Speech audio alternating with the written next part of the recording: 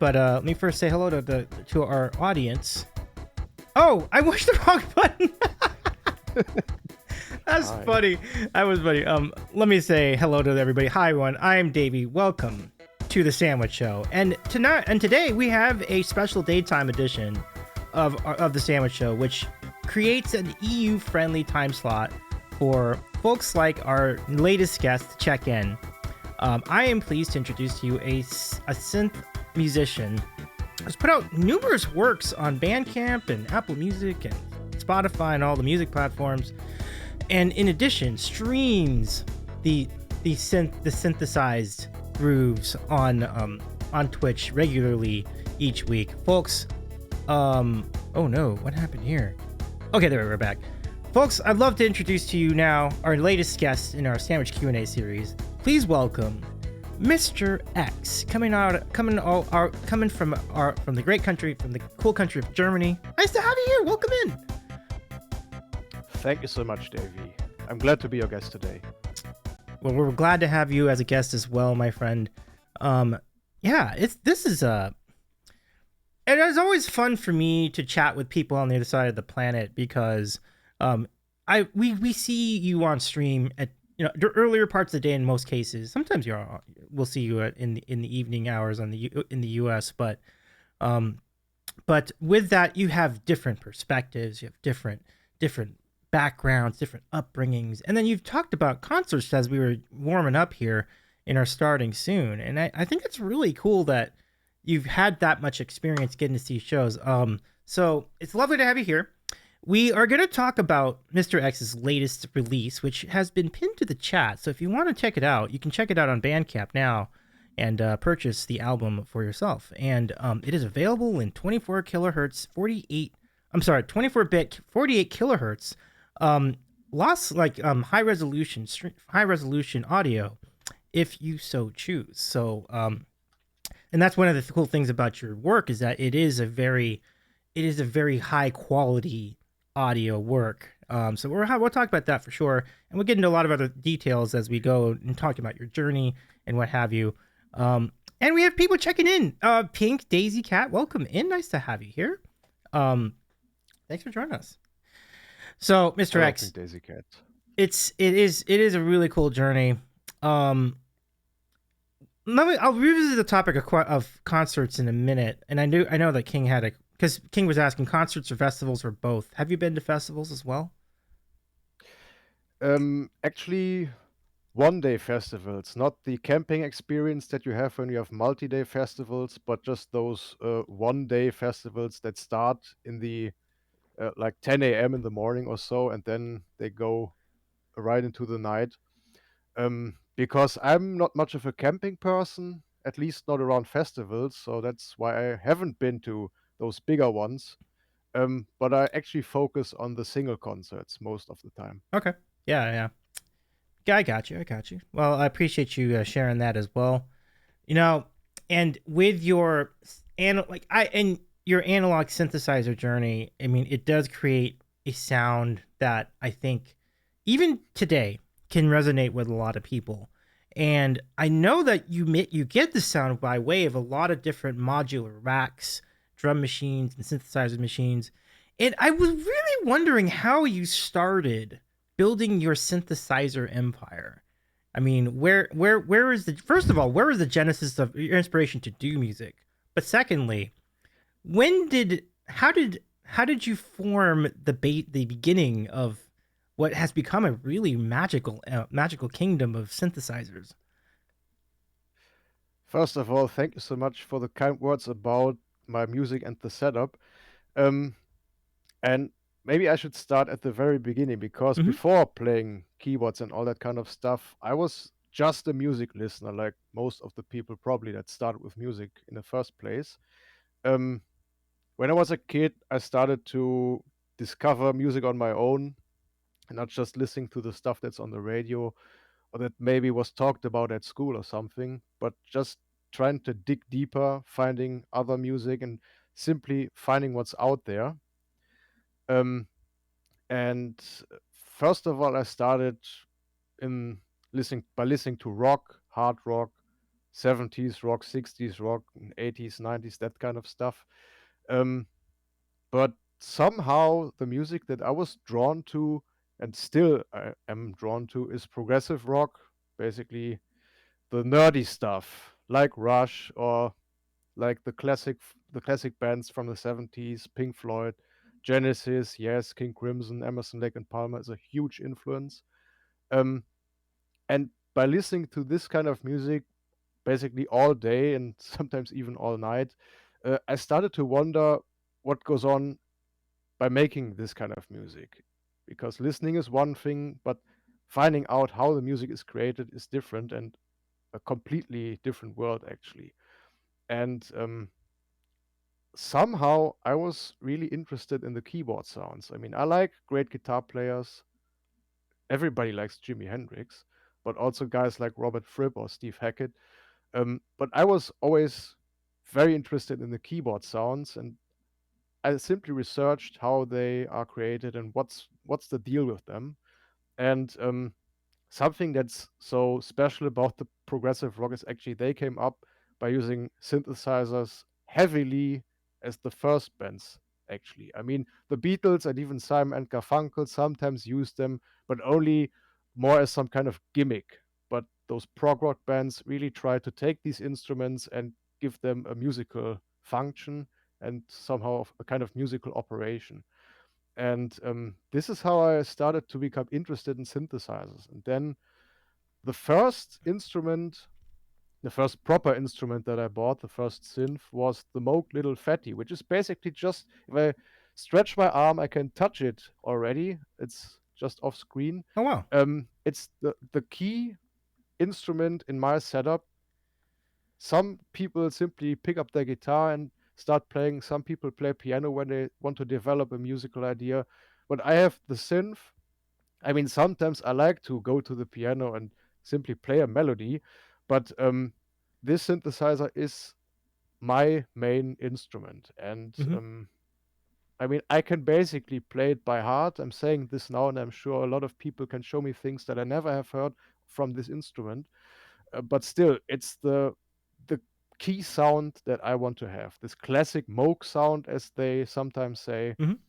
this synth sound that everybody who knows about synthesizers associates with this kind of sound. Oh yeah. And this is the first instrument that I bought in, I think it was 2009 or 2010. Okay. Um, the first step which led to this big setup that you see all around me. Hmm. Um, and that's a long story how this synth castle came about. I love it though. This is great. Yeah. Um, and it is really cool. And that is a. It does sound like that's a really good starting point, and like a Moog or mini Moog, a keyboard like that can really get you on the right foot. And all the dials, you start to get to know the sounds. I think what I'm most curious about, and we're gonna say hello to Charlie the Goddess 1123. Welcome in. Nice to have you back here. Um, but the wires behind you, they remind me of a telephone operator switchboard. Where you plug one wire in, put it into a different wire. But what do those wires do? What do they connect to? Like, what are they different sounds in those jacks? Like, what's behind those wires? Um, the thing with modular synthesis is that the modules are the main parts. Hmm. And when you have separate modules and they aren't connected, you won't get any sounds because the connections are simply missing. Right. And those fancy wires that you see behind me uh, basically create the signal path. Okay. And let's get to the synth basics really quick. It's actually quite easy because you need two things. You need an oscillator, which is the main sound source. It's just a long beep, like a sawtooth sound or a square sound, something like this. One long, endless note, just a signal that's emitted by the oscillator that you can hear. And the amplifier that makes or that just amplifies the sound basically. It's actually very simple. And in between those two parts, you most of the time add a filter to somehow form the sound, and then you need an envelope so that you can actually create notes out of this or simply give the sound a length, because otherwise the sound would go on and on and on without anything happening unless you turn off the amplifier. Oh, I got you. And you need the cables to get the sound to the next module, Mm-hmm. and also to somehow get the control voltages into the system, because most people use master keyboards or somehow a keyboard, and you have two things actually: pitch control voltage and the gate control voltage. Pitch, I mean, it's obvious that this is the sound that you hear, or basically the pitch of the sound. Right. And gate simply means that it tells the amplifier when to open the signal and when to close the signal, so that you can actually somehow have silence in between the notes. Right. So it does work a lot in a lot of the same ways that vocal dynamics do, but since they're electronic sounds, it create all sorts of wicked types of sounds. And you've mentioned a couple of them, and I'm familiar with the principles of square waves, and I think you said, what was the other one? You said sawtooth. Sawtooth. Yeah, yeah, sawtooth is another big one, and I think those in the know that do synthesizers regularly would be able to know which one is which based just by hearing it. So, It's totally easy because sawtooth sounds are so famous, especially during the 80s. yep, And I'm sure that everybody knows Jump by Van Halen, the yep, famous hit. And the intro, this is pure sawtooth sound. okay, It's a polysynth, that's the only difference, but the sound, this is a sawtooth. And that's it. Square waves are, I could say they are more used by Depeche Mode, probably, okay, but okay. it's Mhm. just a very fine detail. Oh yeah, yeah, yeah. Absolutely.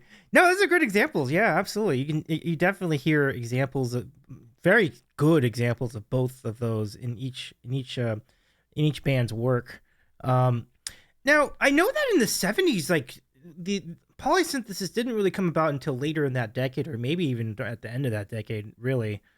So I understand that when you would create a sound or a patch, as you would, that's why they're called patches, because I can see you use patch cables to make that'll happen. Um, but when you create a patch, like for example, like I'll use this piano as an example, but like you can only just do one note at a time. You can't play two. So, what did people do in the 70s to make that happen? Was that just dubbing one over another one, or did they create the patch to kind of include maybe two different sounds at the same time? I've always wondered about that. Yeah, actually, it is true that sometimes overdubbing was done, but you can imagine that with a monophonic instrument, it takes a lot of Yeah. steps in the overdubbing until you get this polyphonic sound. Right. And this also had the issue that those songs couldn't actually be played on stage. There's a famous, or in the scene famous at least, example of the album Trilogy by Emerson, Lake and Palmer, where Keith Emerson, the keyboardist, uh, used overdubbing to create a very rich and full sound and to somehow get to polyphonic sequences or polyphonic playing. Um, but when they wanted to tour to promote the album, they realized, oh, we can't really play those songs on stage. Um, they tried to come up with using tape machines with backing tracks, but that didn't really work at all because they're more or less a jam based band. They like to improvise a lot, or like to improvise a lot. They aren't existing anymore, sadly. Um, which showed that there was this strong limitation because the keyboard players could only play the monophonic synth, and that was the limit on stage. I mean, you could play with both hands, but still, that would just be duophonic in the best sense. Um, and this led to the development of polysynths.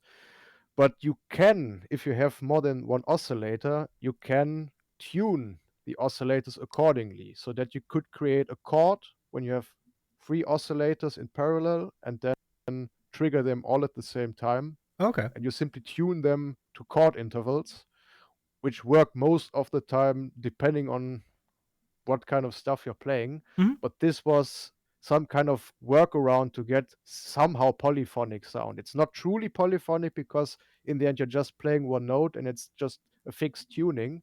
But this was some kind of necessary step to somehow get more out of the synth than just simply having the same tuning all the time of the Right. Right. oscillators. Right. Totally. Totally. Um, I want to welcome Rain. Ulolanine, good to see you, and Rothgar, good to see you again as well.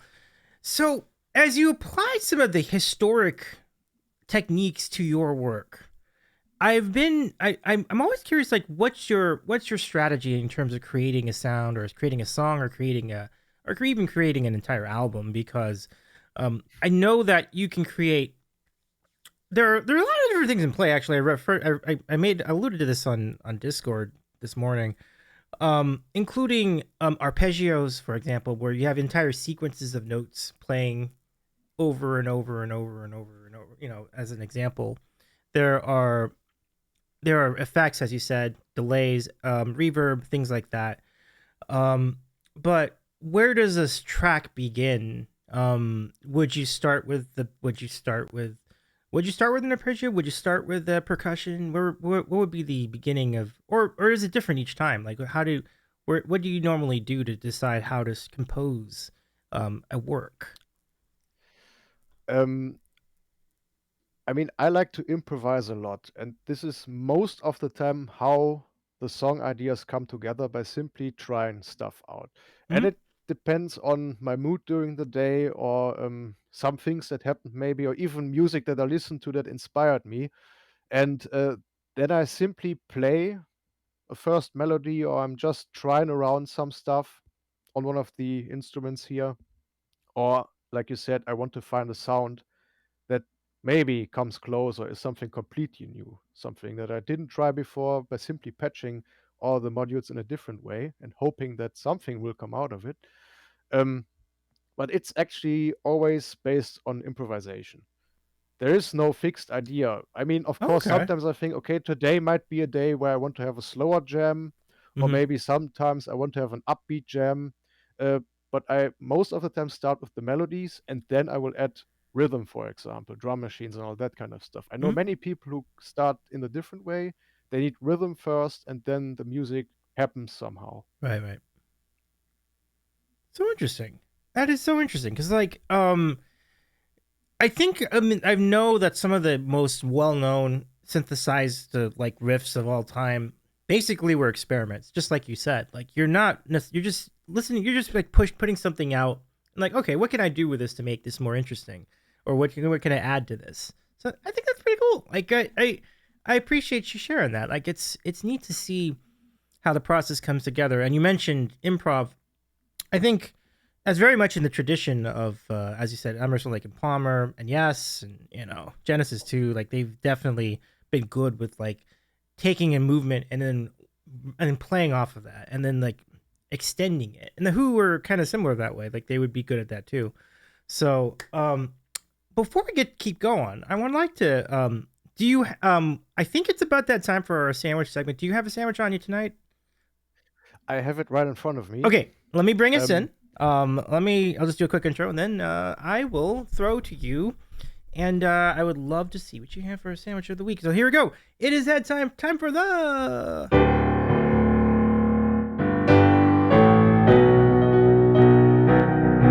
Wow, that sounded good. Wow, loud but good. But welcome to Sandwich of the Week on the Sandwich Show. And so, once again, we'd love to take this opportunity to showcase a sandwich on stream. So, Mr. X, I will give it to you, and let's see what you got this week. Okay, let me introduce, because we talked about this while thinking about the stream and the collaboration. And I thought, okay, sandwiches are a British thing, very popular also in the USA, of course. And I see on your Instagram that you have those really extremely tasty looking sandwiches. Thank you. But I thought Germany is known for efficiency. True. Germany is known for getting things done in an easy and simple way.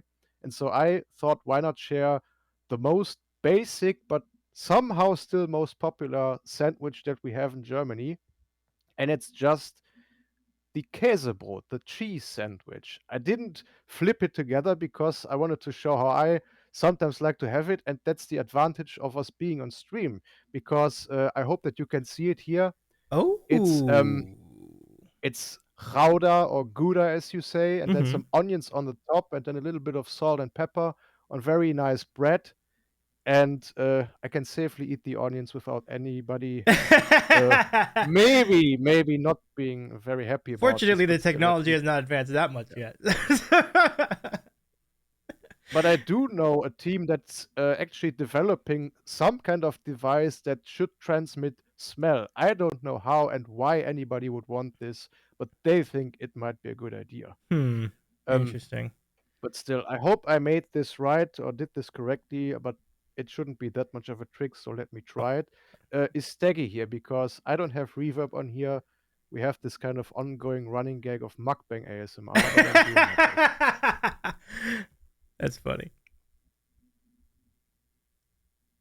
It's good. Oh, I love it. I love it. That looks great. I love the onions as a call, and so I'm big. I'm a big. I endorse your onion selection highly. Pink Daisy Cat says looks delicious. Now, before I get to my sandwich, I do have a joke for you, and a couple of thank yous.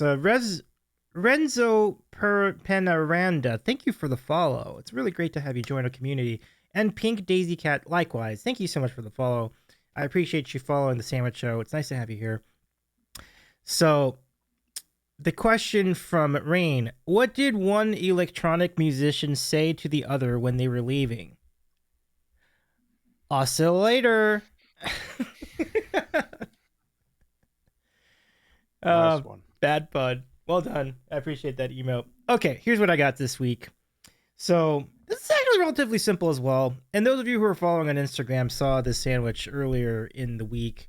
I can't get enough of the egg and cheese. It's a simple egg, scrambled eggs and cheese on top of sourdough bread. I added some pepper.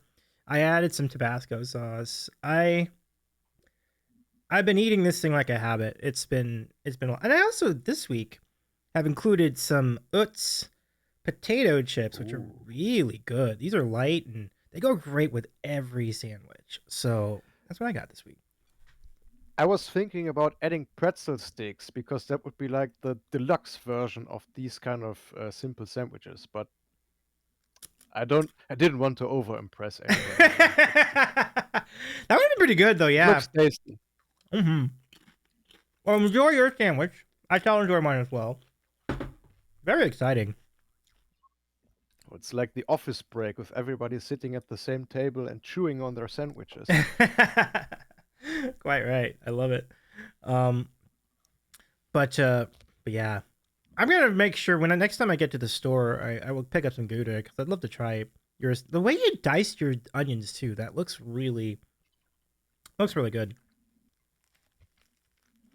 Mm. It's simply cutting them and then, I mean, the trick is, and that might be a bit nerdy, but still, the worst that could happen is that the onions roll off the sandwich as you eat it. Mm. I mean, when you flip both slices together, then this shouldn't happen that often. But still, this is the only downside to onions, unless you have some kind of sauce or mustard, for example, where you could put them on so that they would stick. But then I think having mustard and onions is a bit of a dangerous combination. I suppose, but it would taste pretty good. I'm a big fan of mustard as well. So, um, what is mustard like in your country? Is it kind of grounded up like brown mustard, or is it like yellow mustard? Like much? I mean, mustard has a very long history and tradition in Germany and Europe, actually, at all over the place. There's a very strong French tradition of these different kinds of mustard that you can have.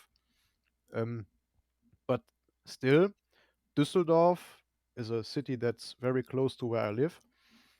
They have a basically a local history of mustard, and they have them in all kinds of variations. There is the very hot mustard, which is simply it looks yellow as you know it, but it's super hot, and you should always apply only a very thin layer because of the extreme Mm-hmm. hotness of the mustard. But then there is the very classical mustard where you simply take the oh what's the word, the Senfkörner, at least the now it shows that I didn't prepare this stream at all. No, you're fine. You're Um, fine. I didn't. The mustard seeds, there, Google can help me. Um, that you simply ground them lightly, put them into vinegar, and then you add salt or something.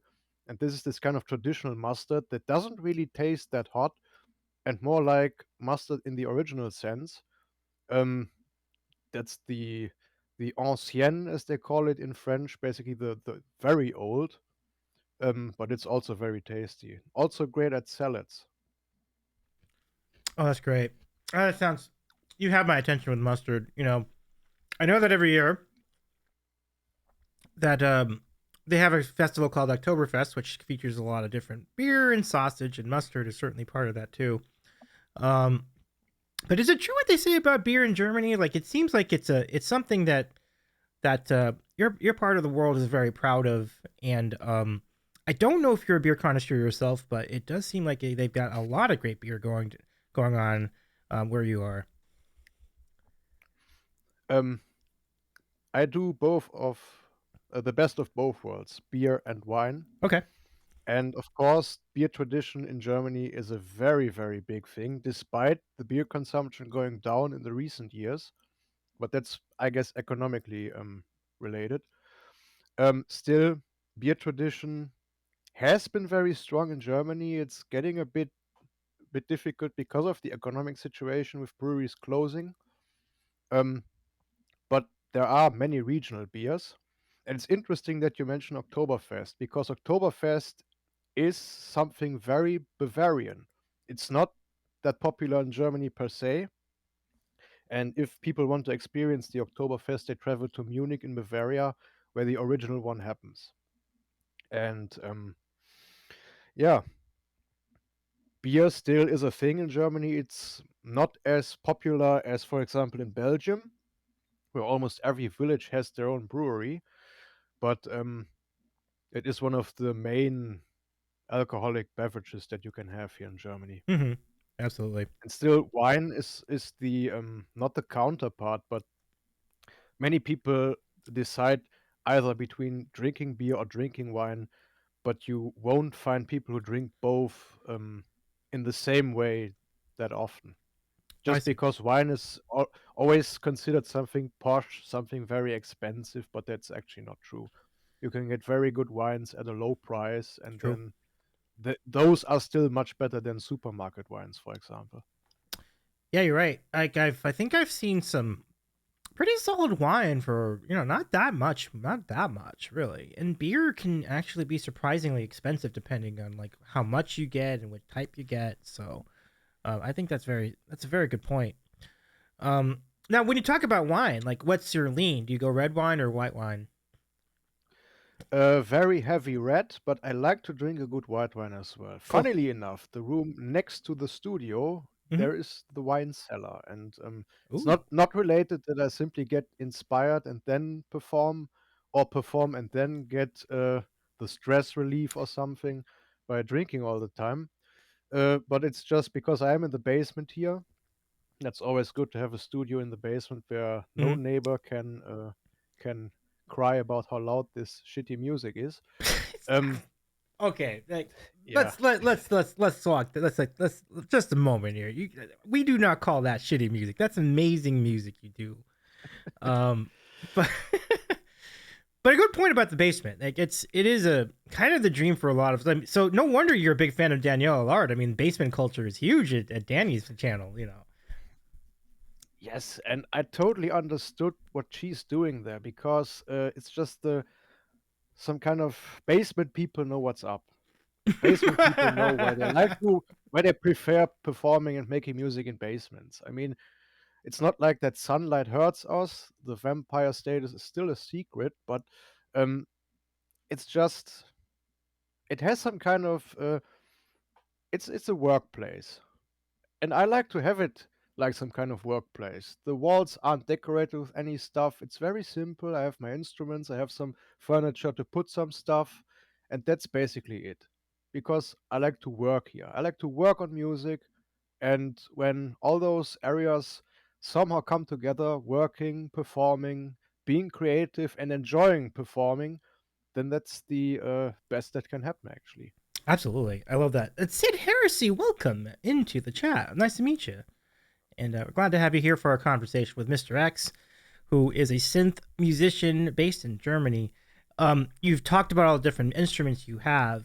One of them, like, oh, thank you for the follow, Sid. I appreciate you so much. Thank you so much for following.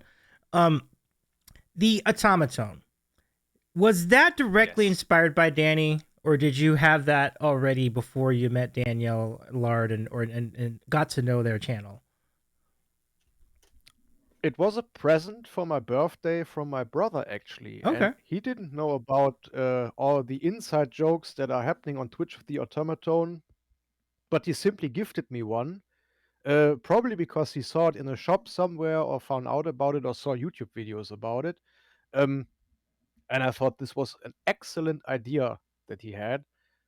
And it's a channel point redeem because I want to keep it special.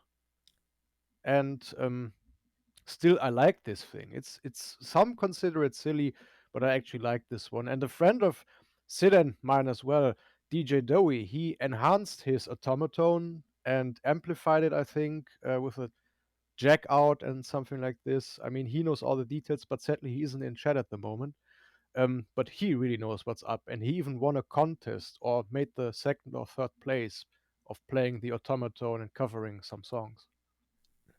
Well, that's impressive. Congratulations. I mean, top three. That's a big finish. Absolutely. Like, Yeah. I'm wondering what kind of songs were they? Would you know offhand?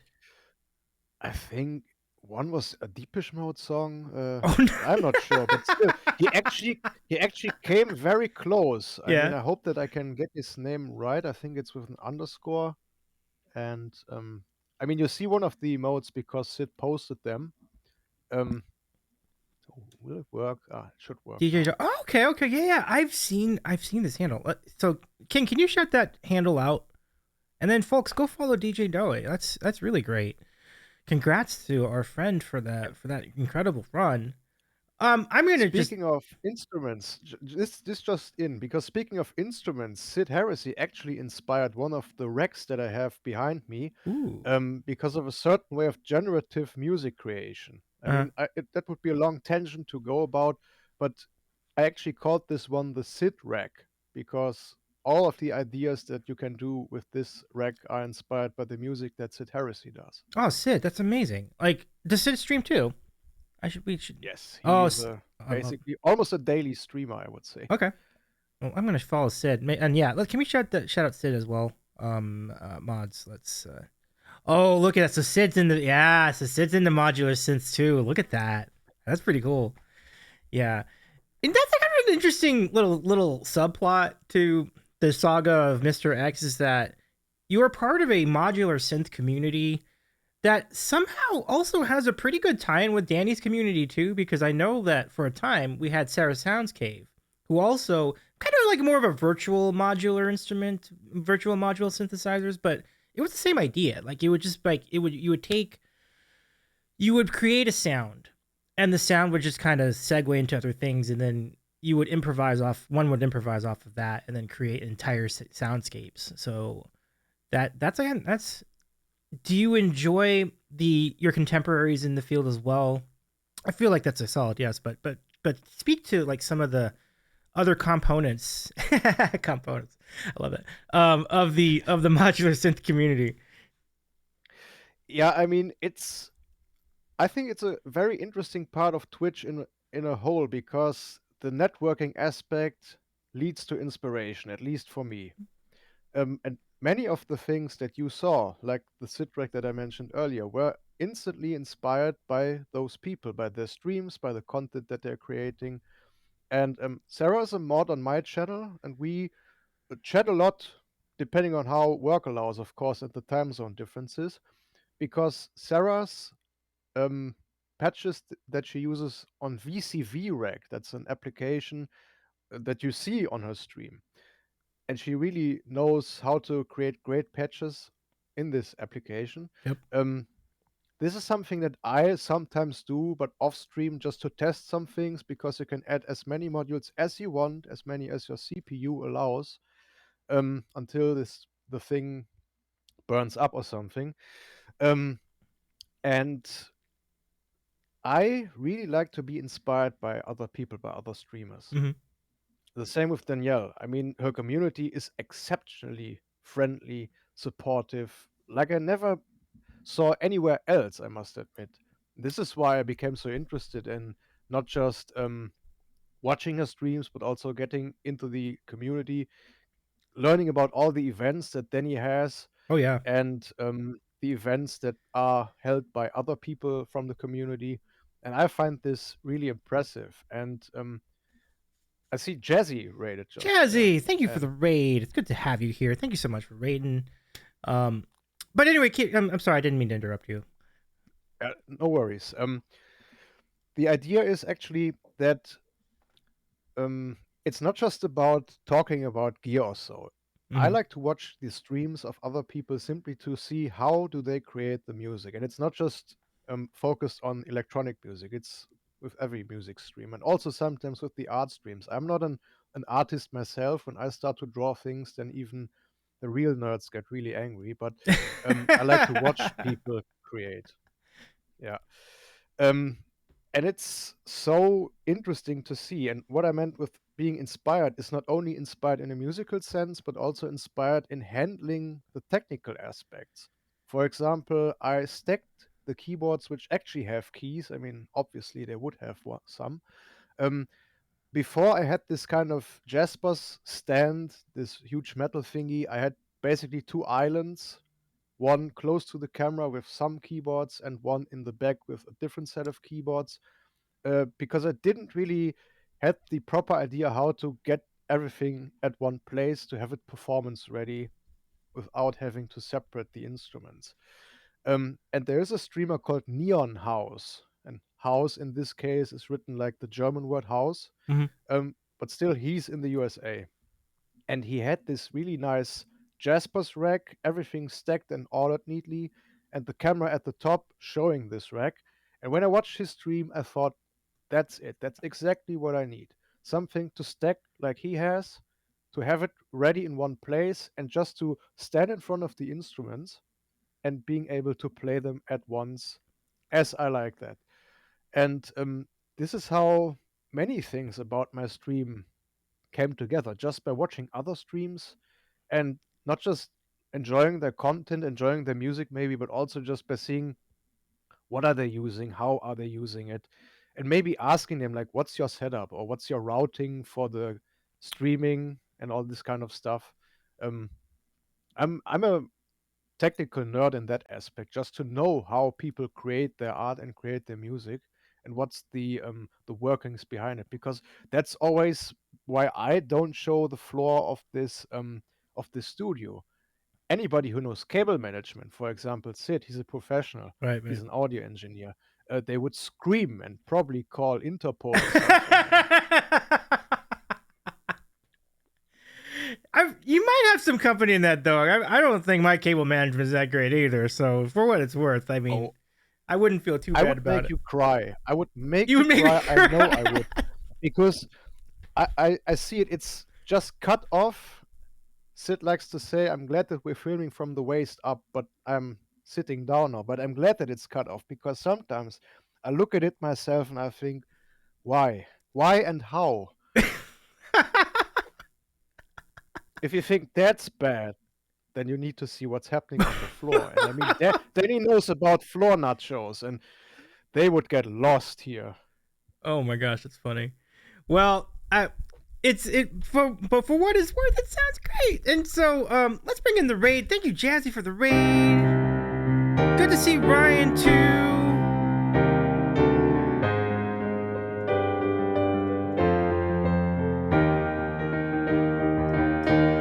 I predict the right. I predict the right.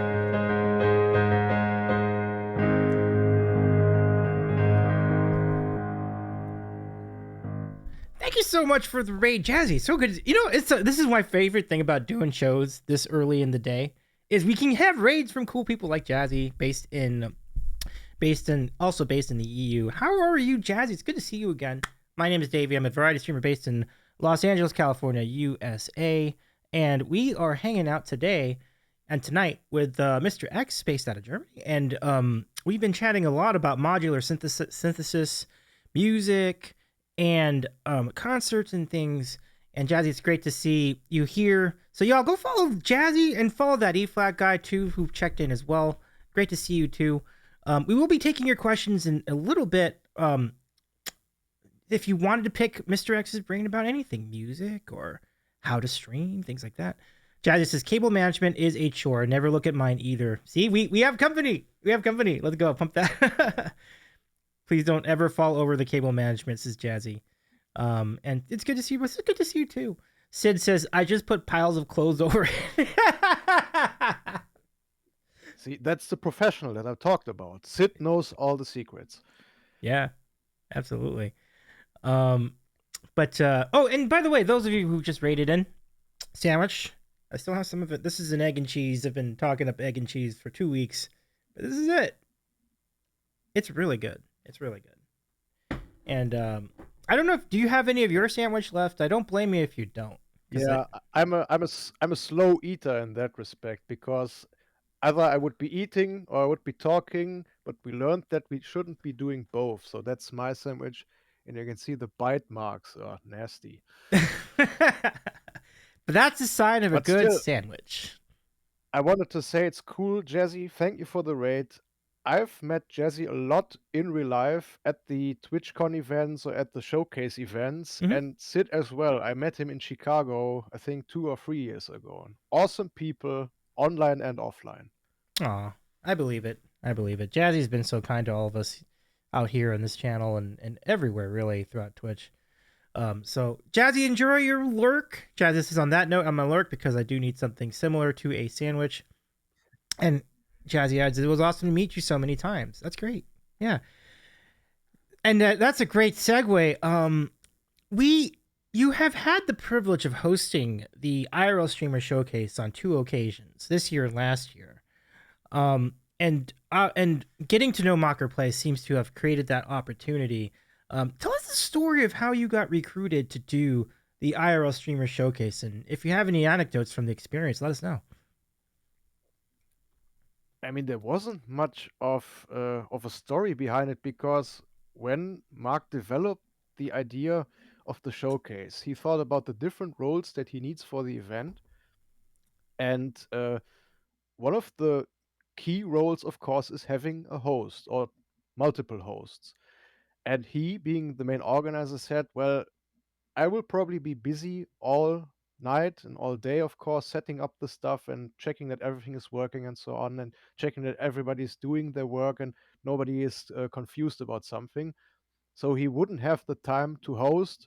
But I also think that he didn't want to be the host himself. I mean, some people just don't like it, but he probably was too busy during the day and the night. And he came up by asking people, and it ended up with Matty and me being the host, because I was interested in doing that. Again, before the stream, we talked about how good it is to be in the audience and to enjoy live music.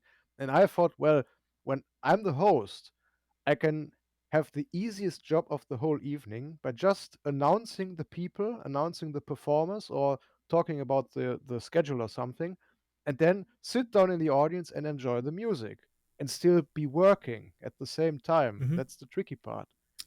And Right. this is where I said, well, I want to do this. Um, and I'm so lucky that I'm having Matty with me on stage, because, like I always say, he's the one who prepared.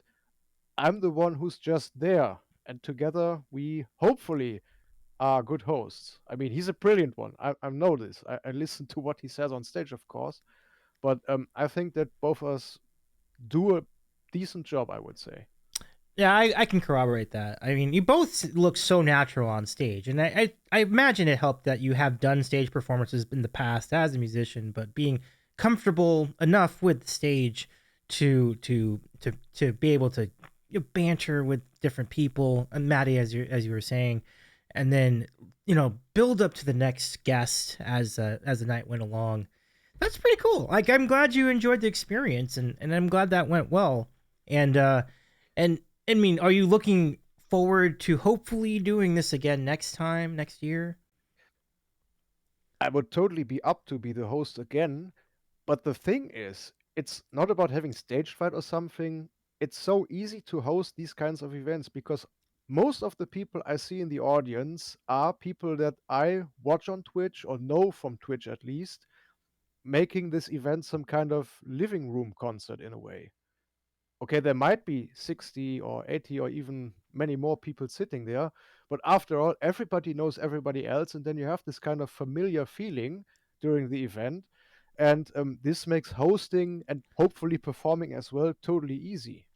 And I know that even people who performed live in front of an audience for the first time, they didn't suffer from stage fright too much. Of course, they were a bit nervous, but when they were on stage and started playing, started singing, things went smoothly most of the time, I would say. I can't actually remember a case where people had to restart or so because they realized, oh wow, it's simply like streaming, like playing music in front of a camera, Right, but right. with having all the guys I know from chat, all the people in front of me. And this familiar feeling, I guess, helped many people to actually find an easy way to performing. That's a great point. You know, the fact that the people in the audience are people you already know and you even hang out with in chat or you see them on stream, that will definitely help your comfort being on stage and doing music. Um and actually it creates a lot of good chemistry in general. Like especially when it came to collabs, I saw people like I'm not sure how many of these were planned or how many of these were unplanned, but to see people just jump up on stage and play with other people at the same time and then come together to do different songs, like I think that's one of my favorite things about any of these collabs is that magic can happen too. So definitely felt like a jam session in a lot of ways, but since you were familiar with everybody in the audience, I think it does create a really good vibe altogether. So it's really good that you mentioned. It's a really good point, really good point. And I think we could see that chemistry with everybody knowing each other and getting along with each other on the stream. And I was very impressed with the technical production level, the video production level of the event. I mean, did it surprise you how well it was produced in terms of lighting and cameras and internet quality and everything that went with it? Internet quality maybe is something we can discuss, but everything else that you mentioned, I knew for sure that it would be great because luckily a lot of people in the Twitch communities do this for a living. They are complete professionals, and you see that they know what they're doing. They see the gear, they know which buttons to press, and then you get this feeling of security because you know they will handle the job as they should. It will work. Everything will be fine.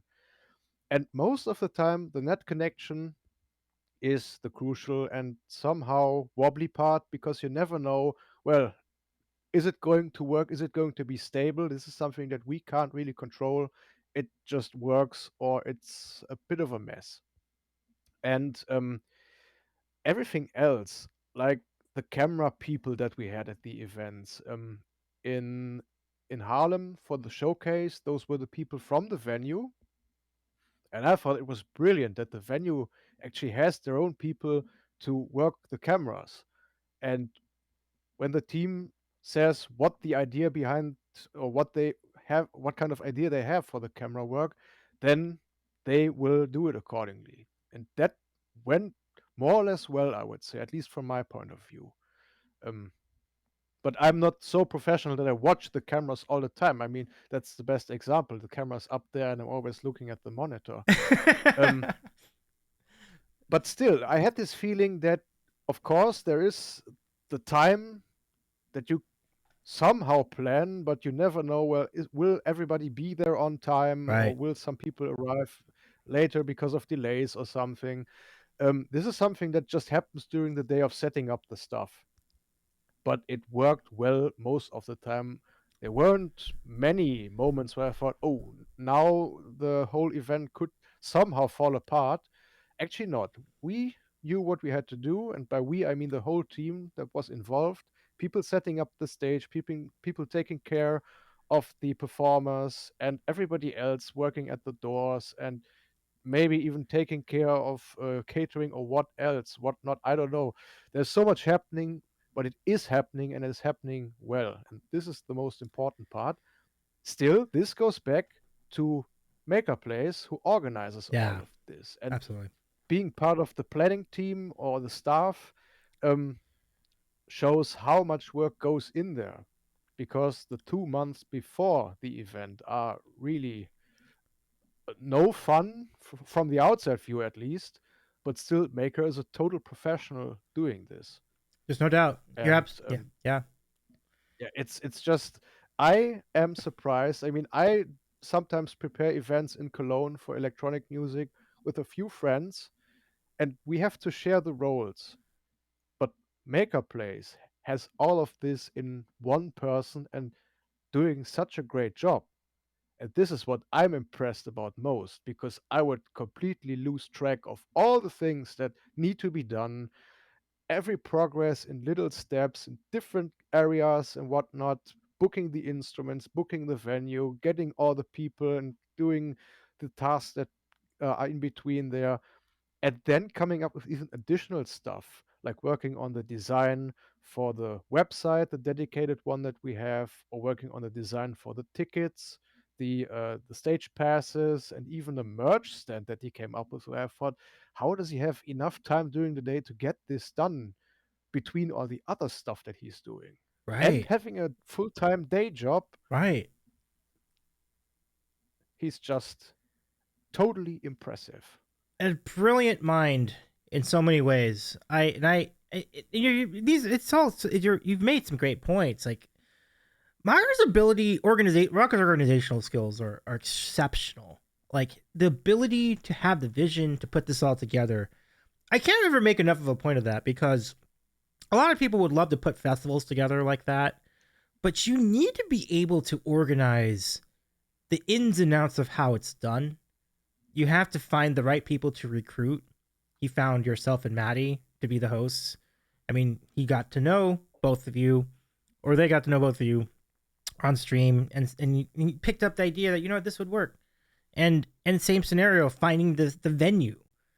As you said, like the venue had their own staff to produce like the lighting and the cameras, and this saves a lot of stress because you have people who already know how to do the things instead of like trying to figure out yourself. Like it might cost a little more, but it seems like it was completely worth it. And Mocker also found a place that seemed to have a really good price point on top of everything else. It wasn't cheap, I understand that, but considering what they did, it felt like the goal the goal to like there was like a fundraiser goal to establish the IRL streamer showcase and pay for everything. I really thought that was going to be much higher, like 3 times as high as it was. So it just goes to show you, like, not only like organizing the time, scheduling the guests, coordinating. Because I think, did Mocker contact everybody individually? Like, did Mocker like go and reach out to all the people who were on stage? Because that's wild. That's wild. Um, he did the main part or the majority of those people. He simply talked to them and Yeah. tried to find out who would be willing to get there, who would be willing to travel there. And sometimes it's difficult, especially when people are from overseas. Um, and sometimes I simply said, Mark, I can check for some people and ask them if they would be able to do this, mostly the European based ones, because Right. Right. Right. Right. there it's just most of the time getting a plane ticket or just a train ticket or something like this and then getting there. But still, he did such a huge chunk of all the tasks that were happening or had to be done beforehand. Sure. And sometimes it was just hoping that it would work, because Matty and I mean, I know Matty for a long time, mostly from Natalie Holmes's channel, who streamed some years ago and is now a performing artist, basically, Right. Right. luckily. And I thought, okay, I know that Matty's a very knowledgeable guy who knows a lot about the whole Twitch community, the music community. So I'm sure that he will do a great job and that the vibe will be good between us so that we can have this kind of stage dynamic that's going on with him having all the information and knowledge and me having the bad puns, I guess. Um,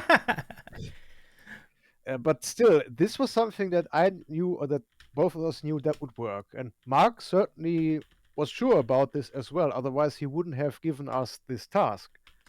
And I guess that it was the same with most people. Right. Some had to grow to find their stage personality or organizational personality or something.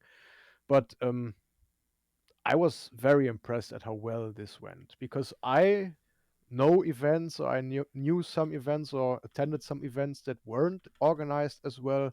And then you had those constant the constant troubleshooting during the event, behind the scenes, or even in front of stage, because something wasn't working right. Mm-hmm. And Mark was able to prepare everything in such a great way that we didn't have any issues that brought the event to a full stop. Right. Right.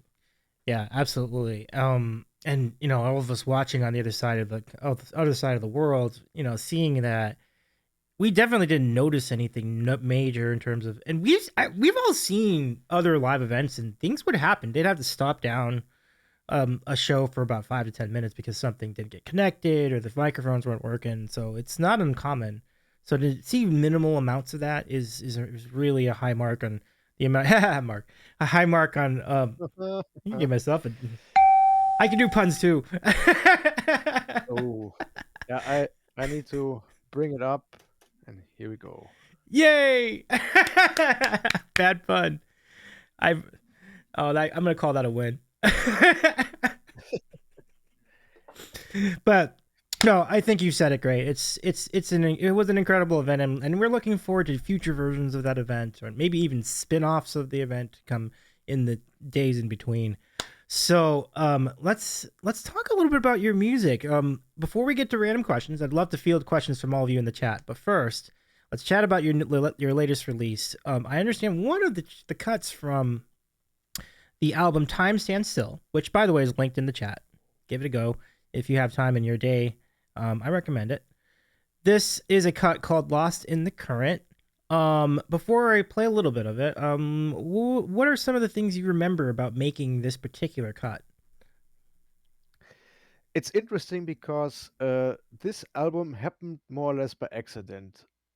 What I do is, when I have a Twitch stream, I always record every track separately so that I have multi tracks to work with after stream or the days and weeks after the performances, just to have the things that I play on stream, because I think that the things I play on stream are very close to what I would come up with in a recording session or on stage or so.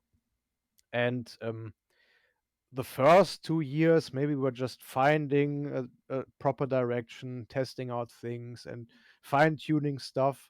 But after this first time, uh, after starting streaming regularly, then I realized, okay, those stream gems are really worth something.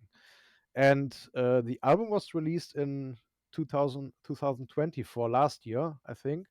Um, and I thought, okay, now's the time where the level of my music is at a point where I think it's ready to be released in one form or another. And the 3 tracks on the album are from the same recording session. It was a stream, you can find it on YouTube somewhere. And all I did was simply cut off the rough edges and doing some fade ins and fade outs. And this is basically the music that happened in the stream that you can hear on the album. Fine tuned, mixed properly, of course, because the stream mix is actually the sum that you hear on stream isn't the same that I have in the studio. Strangely enough, I don't know why. Maybe it's an OBS thing or so.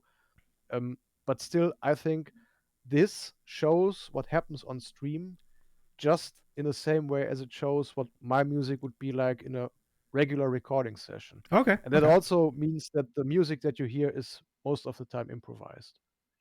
that is so cool. And sometimes you can have things can like a live session or a jam session or a stream can give you some really good material.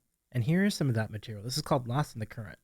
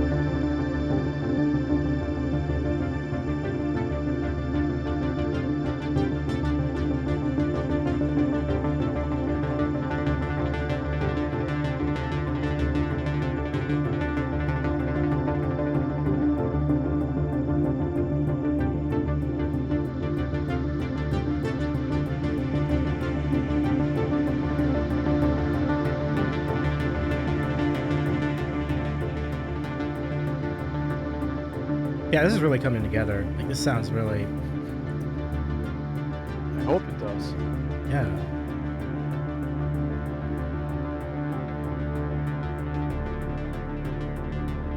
It just sounds like something you could put into a movie soundtrack, you know?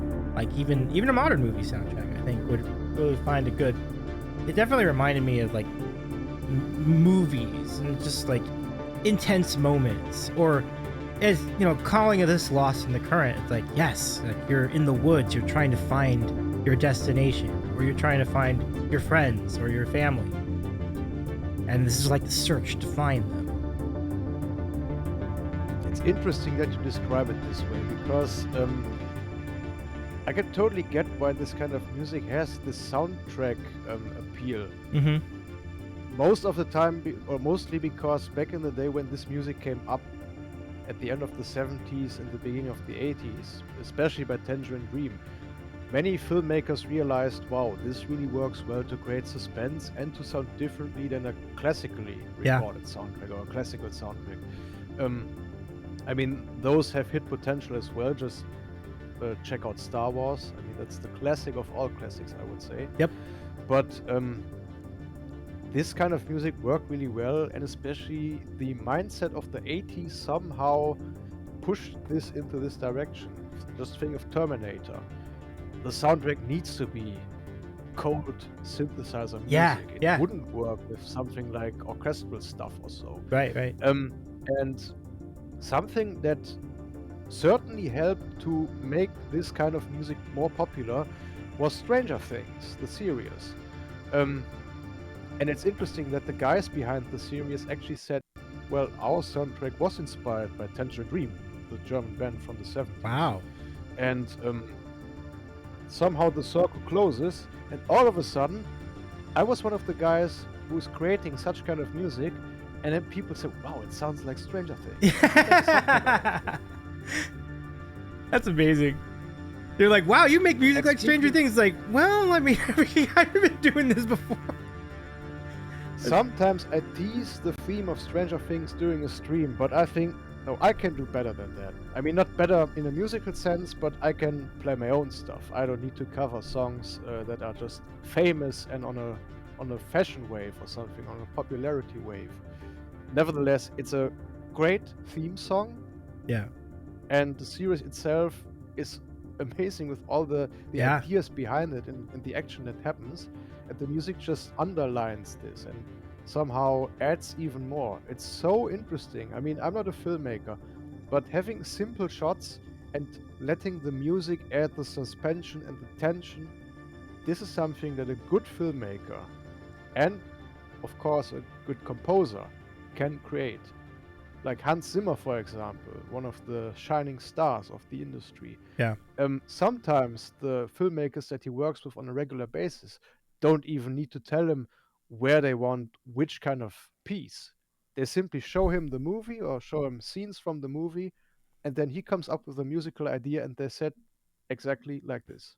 Wow. On the point, nailed it. And Chris, good to see you. The Brewdog hype is real. Chris and I have a great history of visiting bars in foreign cities, Is but that that's a right? different story. Well, let me say hello to Chris Half is a Pint Carry very as cool well. guy. Like our good friend Half Pint Carry, we've had with our community for forever and ever and ever. So good to see you, Carrie. Welcome in, and lovely to have you back with us as well. So you both have been bar hoppers for a time, like whenever you're in different towns. Hmm? I think that Chris, like he mentions, there's this chain of franchise Brewdog, or it must be a chain, I guess, and he's one of the shareholders, if I remember correctly. And this is how somehow, Oh, I don't know if you can call it a meme or so. There is one of those Brewdog bars in Rotterdam. Yeah, I think it was Rotterdam, right? And we met there with a lot of other people. Maker Place was there as well. And that was the starting point of the Brew Dogs. Basically, the somehow unofficial group that we have, where we simply meet up and go out during the Twitch events or during the showcase events. Mostly after the events, just to cool down somehow. makes sense. Yeah, yeah. Oh, Brew dogs. So if I remember, if I and will. Oh, go ahead. I'm sorry. just a bad pun for Chris because that's a nice one. We're a due rebrew. We're due a re. Wait. We're due a rebrunion. That's my. Ooh, I use that button for bad puns. So that's my good version of bad choice. pun emote. I give people a ding. I do love that emote. It's really, it has a great usage in Twitch. Like you will use that emote many times throughout the course of the year.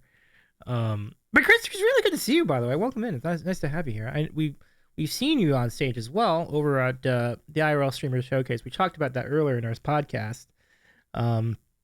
Pun. Wait, what does that say? Pun. Loy. Gary, I love that fun. That emote as well. Please. Oh, that's what it said. Oh, That's so oh, good. oh, It's oh. wonderful to have Gary back with us.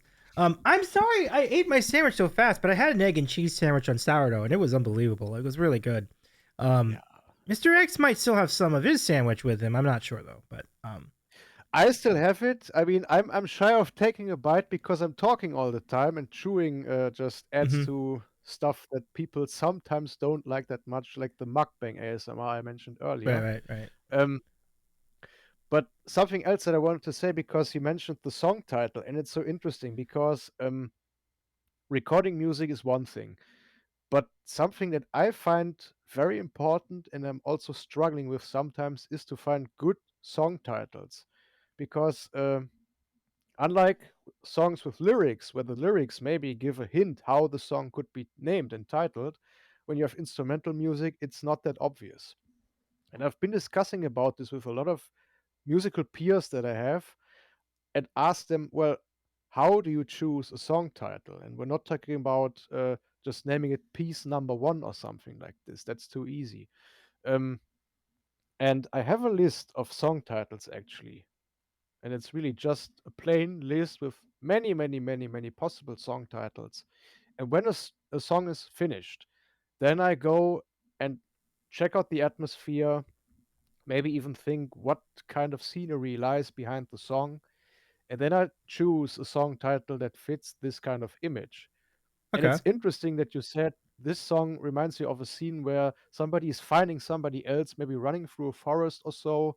Um, I totally didn't have something like that in mind when I recorded the song and mixed and produced the song.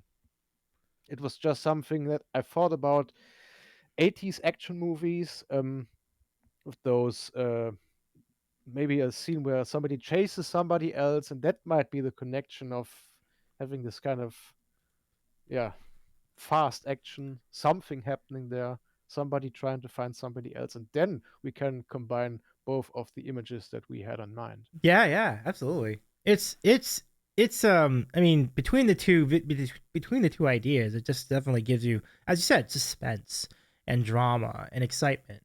And so and said thanks for the shout out as well. I appreciate that as well.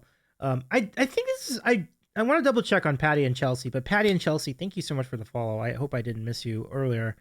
But um I would, before we get into random questions, this is where we get to take questions from the chat and they can ask you about anything, including music or other things. I would like to first pick your brain and see how much you might know the might know certain artists. You might have seen them in concert. You probably listened to them in the past, perhaps. So what I'm going to do, we're going to do some quick trivia tonight, and in the trivia, first I'm going to change your name to Mr. X because that is your name. So let me go take care of that. But I'm going to give you the title of an album. And the question then would be, can you identify the artist that did this album? So if you give me a moment, I'll get the scoreboard up for you. Um Yeah, uh, just Ew, what the heck? Wrong one. It's let me get my stream set up properly and doing something that's important, but that will ruin the number. let me see this one. There we go. Got it. Do. And now it's back. Unfortunately, no, not yet, not yet. But maybe next time. Let me see. That was funny. Is it this one? Yes, it is. Okay, very good. Oh my goodness, thank you for your resub with the carrots. I appreciate you, Mr. X. You're very kind for the 3 months. Thank you so much, my friend. I appreciate you. All right, so let's do some trivia. Good luck. Let's see how many of these 10 albums you can identify the band for or the artist for. Okay, here we go. Eve, let's sub hype. Let's go. Trivia, let's go. Oh, absolutely. We're excited about trivia. Here we go. All right, good luck. So I'm going to give you, like I said, I'm going to give you an album title. Can you tell me what artist or group did this album? All right, number 1, Autobahn. Kraftwerk. Absolutely. Had a good feeling about that one. All right, 1 point for Mr. X. I feel like you'll get this one too. Here we go. In the Wake of Poseidon. Should I let chat decide? Because I know who made this album. Let's see if the chat knows. Anyone in chat want to take a guess who that is? I had a good feeling you would, so I'm familiar with you. We just talked about them actually earlier in the stream as well. Let's see if the chat knows who. So who did? My default guess is Mr. X. Good guess. But does anyone else have a guess? In the Wake of Poseidon, which I wish I did this album. But anyone else? Anyone else? Chris, Carrie, Ryan, anyone? All right. if Chris knows this, then I know what we're talking about when we meet up next time. That's gonna be great content. We have nopes across the board from the chat. Okay. So, Yeah. Mr. X?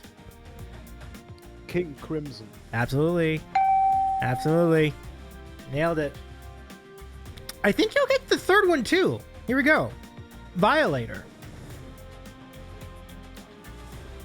I hope that chat knows this one, because it's been a fairly popular album, but I think maybe some people in chat are too young for this one. Chat, do you know? I feel like at least a couple people would know. Violator. I feel like if I give the year, it'll give it away, so I will not give the year, but Violator is a pretty big one. I think a lot of people have heard it, or at least heard one song from the album. That I know. I would think so too. Yeah.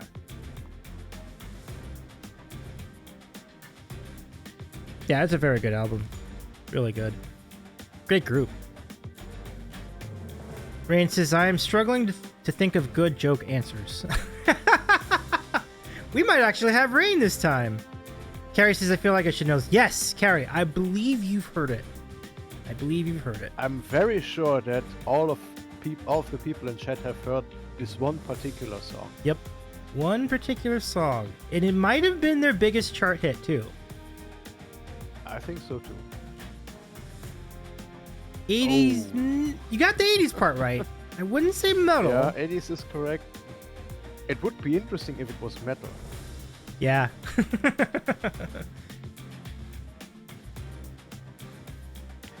I tried to avoid giving serious answers.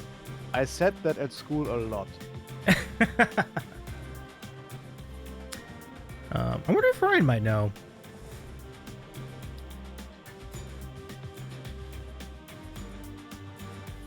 For a moment, I thought streamer. Oh, there we go. Carrie got it. Okay, so Mr. X, shall we? Yeah. Depeche Mode. Yes. Carrie gets it, and I knew you knew it. I didn't even need to get the response because. Oh, you saw them not too long ago. Nice, Carrie. That's awesome. Ooh. They're still great. That's amazing. I'm glad you got to see them. Yeah. Interestingly enough, Depeche Mode is one of those bands that I haven't seen live yet. Oh, interesting. Okay. Well, it sounds like it's not too late, so that's the nice thing about it. Carrie says Davy knows me well. I do. All right. So here comes another question. I'm gonna let you answer this one first because I feel like this might be a little tougher for the chat, but I feel like you would have a good handle on it. Okay. Number 4. Brain salad surgery. This is like asking for my name, basically. Yeah. This is, of course, Emerson, Lake and Palmer. 1973. Yep. And fun fact about this album, because the album cover was made by H.R. Geiger, or Giger, or how you pronounce it in England, or in English, the guy who created the alien monster from the 79 film and the franchise. Like Alien, Aliens, and then Alien really? 3, Alien versus Predator. Yes, he Wow. created this cover. And if you look closely, you can actually see the resemblance between those dark imageries and the monster that was created later on. That's fascinating. I do have that album in the I have that album over in the shelf somewhere around here. I'm gonna look at that after stream. That's really cool.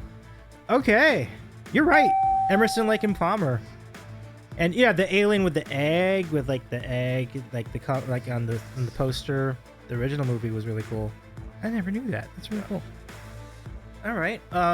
Next one. I feel like you'll get this one, but this won't be quite as obvious. But let's see if the chat gets it. So I'll let the chat throw in their guesses, and then Mr. X, if you have it, you can share too. Okay, number 5. Selling England by the pound. And just to refresh everybody, the topic is famous synthesizer records. So records that featured the synthesizer prominently. Popular synthesizer records. I think it's like you checked out my Spotify before. May well no. I didn't, but obviously I did a pretty good job then. You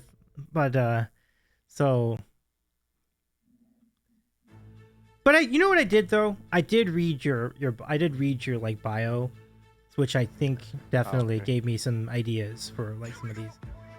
Yeah. Rain says the parliamentaries. Nope. Oh, but that's a nice pun, I would say. It's not a bad pun, but an actually nice pun. Solid pun. Okay. Anyone else want to harbor a guess? You're welcome. Absolutely. Rain says thank you. If Steggy was here, Steggy would nail it easily. Exactly, because Steggy and I talked about music that we like a lot, and he listens to all the stuff that I listen to as well. Oh, I love that. Yeah. I believe it too. Yeah. Because you mentioned prog rock, and I'm like, that's you and Steggy and yourself are like very much in the wheelhouse. And oh, yes. Yeah. King says if Steggy was here, Steggy would be screaming. Yeah. Yes. Yeah. The question. I would be chewing permanently, and then Steggy would leave in a second. Outraged that the guess was not made in the first half a second. All right, I don't think the chat has it. This one, Mr. X. Yeah, it's Genesis, but to be fair, it's not one of the famous Genesis albums, because back then it was still the band with Peter Gabriel, right. But the pop hits came much later, of course. Correct. Yep. Right. Not the most obvious choice for Genesis, because Peter Gabriel was a big artist, but the Peter Gabriel in Genesis was lesser known compared to what they were with Phil Collins for sure. Okay, so this gets a little bit tougher. All right, the next album. If anybody remembers this album, remember these are famous records featuring the synthesizer. Penthouse and Pavement. Penthouse and Pavement.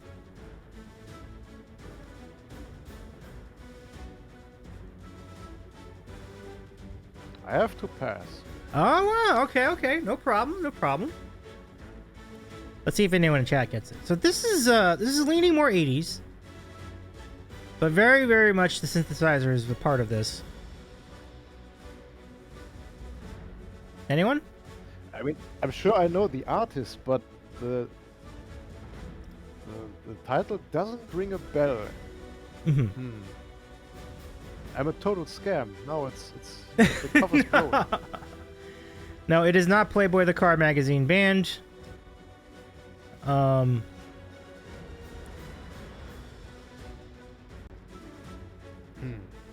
Okay. Rothgar, it's time for me to head out. Have a great rest of the stream. Absolutely, Rothgar. Thank you so much for hanging out with us. Appreciate you being part of this today. Yeah, rest well too. I'm glad your afternoon went well.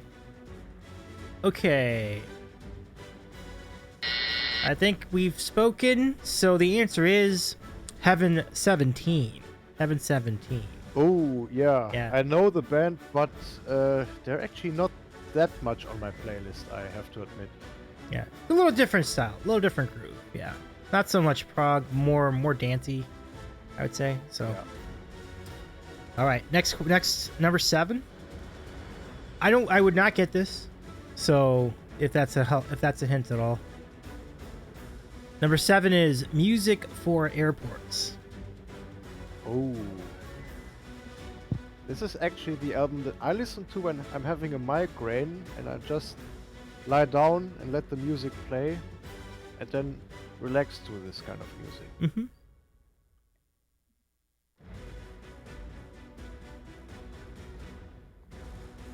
Anyone in chat? No? Okay, Mr. X, what is your guess? It's Brian Eno. You are right. That's well done. Up to 6 points. So, we have nice. 4 to go. 4 to go? We have 3 to go. Boeing Disco Revolution. I was waiting for that answer because I'm like, music for airport. I was like, what will Rain come up with for this one? Boeing Disco Revolution. I would buy that album. All right, next one. Okay. Now, I better see some responses from the chat on this one. This is a really, really obvious one. Okay. Rio.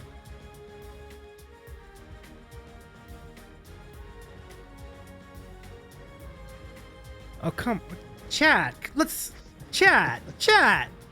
Rio. Her name is Rio, and she dances on the sand. Like, we don't. Maybe people are too young in the audience. Rio Grande. No. It's Rio Grande. Oh, man. But also the case with this album that everybody has heard one or another track from it, but probably never the whole album. Oh. That's probably right. That's the curse of the hit single. Very true. Very true. Very true. Like, we have one. Ah, we have a winner. Mr. X?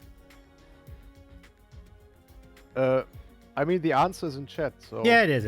Duran Duran. It is Duran Duran. Well done, King Dambreaker. But it's true. Like, I think there are some albums, like, you know all the individual songs from it, but you may not necessarily know what album it was from, because you just heard them on the radio. That makes sense. Okay, number 9. I feel like most people would get this one, but again, it might be a case of depends on how old you are.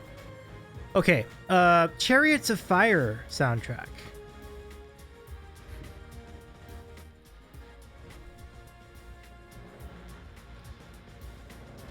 Chariots of Fire.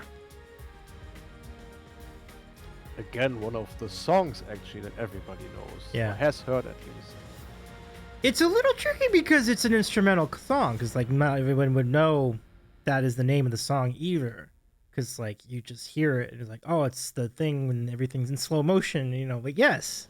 But okay, we have an answer. Yes. Vangelis. Exactly. That's it. But I'm always wondering about this song because I think the song is much more popular and well known or better known than the actual film that it was part of. Absolutely. That's true. I think a lot more people know the song than the movie. And the movie won a Best Picture in 1982, I think it was. Like, so, but nevertheless, like, I'm not even sure people would even know it was from a movie. But it is, yeah, it's not that well known a movie for how big the song was. Rain says, I was going to ask, is that from the movie album? It is. It is. From the soundtrack of the film of the same name. And the entire soundtrack is really good. If you ever get a chance to listen to it sometime, like it's really good stuff.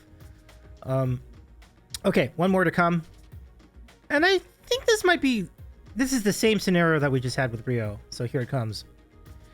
Dare. Would anyone have the act that made the album called Dare? Kind of a similar vein to what we were talking about earlier.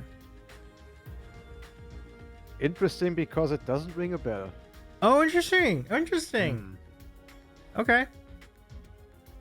And it's okay. That's all right. I mean, oh, King got it. Wow. Ooh. King got it with its Human League. Oh, I'm sorry. That goes over here. Rain says, I was going to guess Angelus because I knew the composer's name was close to that. Yeah, you would have had it down to within one letter. That's really good, Rain. That's really good. But yeah, well done, King. Picked up a couple of those. And Mr. X, you got 8 out of 10. Let's go. That's really well done. That is phenomenal. Congrats. Excellent. Thank you so much. I know my music for a bit at least. Mm-hmm. Yep. Just picked up that album last week. Look at that, King. Isn't that cool? Ooh. That's a nice fun one. taste. I concur. Very nice taste, King. Well done. I have the story behind the last song on the album, which just happened to be a #1 hit for them, called Don't You Want Me, is a great story because they didn't even want to do the song, and they're like, well, you have to finish the album. There's like you need one more song, and they're okay, we'll put this on here, put it at the end, and they didn't care. And it ended up being the most popular song they've ever done. It's just funny how that works sometimes. It's so strange that a lot of acts had this problem in the studio of not having enough material for the album. Same goes for actually Peter Gabriel's Soul album from '86. Yep. Because Sledgehammer was the very last song that they recorded, I think even on the last day in the studio. Wow. Most of the people were actually about to pack their instruments and pack their stuff and leave. But he said, no, we still need one track to get to the duration that we need for the album. I have this kind of soul music idea. And the rest is history. Wow.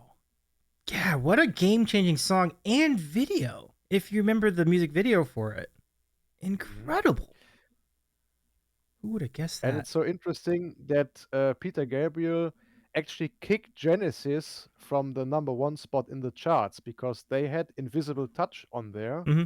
The album Invisible Touch was released just a few months before So. And it's so interesting to see that they ruled the 80s pop music, Yep. while their 70s music, when Peter Gabriel was still in the band, was totally unpopular. Oh, it's so funny. It is really funny how that worked out. Like both of them, between Phil Collins' solo work, Genesis' work, and Peter Gabriel's solo work, the cumulative works of the Genesis, the people of Genesis, like were huge on the pop chart. And yeah, I think their first chart hit in the singles chart, I think, was Follow You, Follow Me. And that was like all the way at the end of the decade. It's like, and it wasn't even that big a hit, you know? So it just got bigger from there. It's such a interesting turn of events. And I do love So. So is a really good album. Like In Your Eyes is great. Like it's a really good. It's so cool about Genesis because the band was always a 5-piece band, or most of the time, Mhm. let's say 99% of the time. And you might know Mike and the Mechanics. I do. That's Mike Rutherford, who's the bass player and guitar player in Genesis. Right. So when you check out all the hit singles during the 80s, especially looking at rock and pop, they're everywhere. That was a mind-blowing moment. So strange that this band from England actually has this huge impact on the 80s music scene, especially. Yeah, you're right. And it's because it would have been at a point where they would have been maybe older, right? They would have been like in their 30s and 40s at that point. So it's like, it's funny that's when more people found out about them.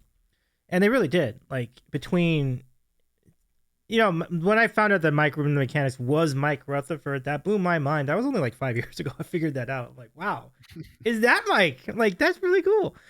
Um, Pretty good stuff. Half Pint Carrie says Peter Gabriel was amazing in person. Saw him years ago. Oh, I would have loved that. That's so cool. You got to see Peter Gabriel in concert. I know he does a great job live. I was lucky enough to even talk to Peter Gabriel once, Really? because I've been to many concerts of his, but also I found out that he had some kind of listening session to one of the albums that he curated. It's called Big Blue Ball from Mm-hmm. 2008, I think, and it features multiple artists, and he has 3 or 4 songs on there, and then there are other people with their songs. It's an interesting concept. It was based on a big jam session they had at his Real World Studios in the 90s. And like Peter Gabriel always says, he takes a little longer until he can finish stuff. It was only released in 2008, and he had a few listening sessions all across Europe. And one of them was in the city of Aachen, not too far from where I live. Actually, I work in that city. And it was so cool to attend the event and then to talk to him afterwards because, like Carrie says, he's a super nice person, very friendly, and totally not the star kind of type that you would maybe imagine or so. It's Oh just a wow. normal guy. That's really cool to hear. I'm glad to hear that people are down to earth when, especially somebody of that stature, like you said. Like it makes it so much cooler to to talk to someone like that. So that's lovely. I love that. Uh, what a warm heart indeed. So, folks, now we're going to give you the floor to ask questions of our friend Mr. X in what we would like to call our favorite moment in Twitch broadcasting. Do the dance. It's time for random questions. Good stuff. Ask us anything. All right, let's do it. So to ask a question of Mr. X, use exclamation point question followed by the question itself. I would like to remind folks we have two goals that are running this month. The sub goal is the Chipathon stream, which means we will try all sorts of a large assortment of different types of snack chips, and you can get that with 29 more subs this month. Obviously, no rush to that. And for 5,000 bits, if we reach the 5,000 bit goal, I will write a song about Mocker plays. So if you so Everybody needs to do this because he's such a great person. that'd be Totally amazing. not sponsored. That's fun. There's just so much. There's so much lyrical material we can go with Mocker plays. So I would be most delighted to do this, and you can make it happen by meeting the 5,000 bit goal. Their emotes are great. Oh, that's so good. Um, okay, so the first question is from our good friend Half Pint Carrie, who, by the way, oh, that is so cool. That is so cool.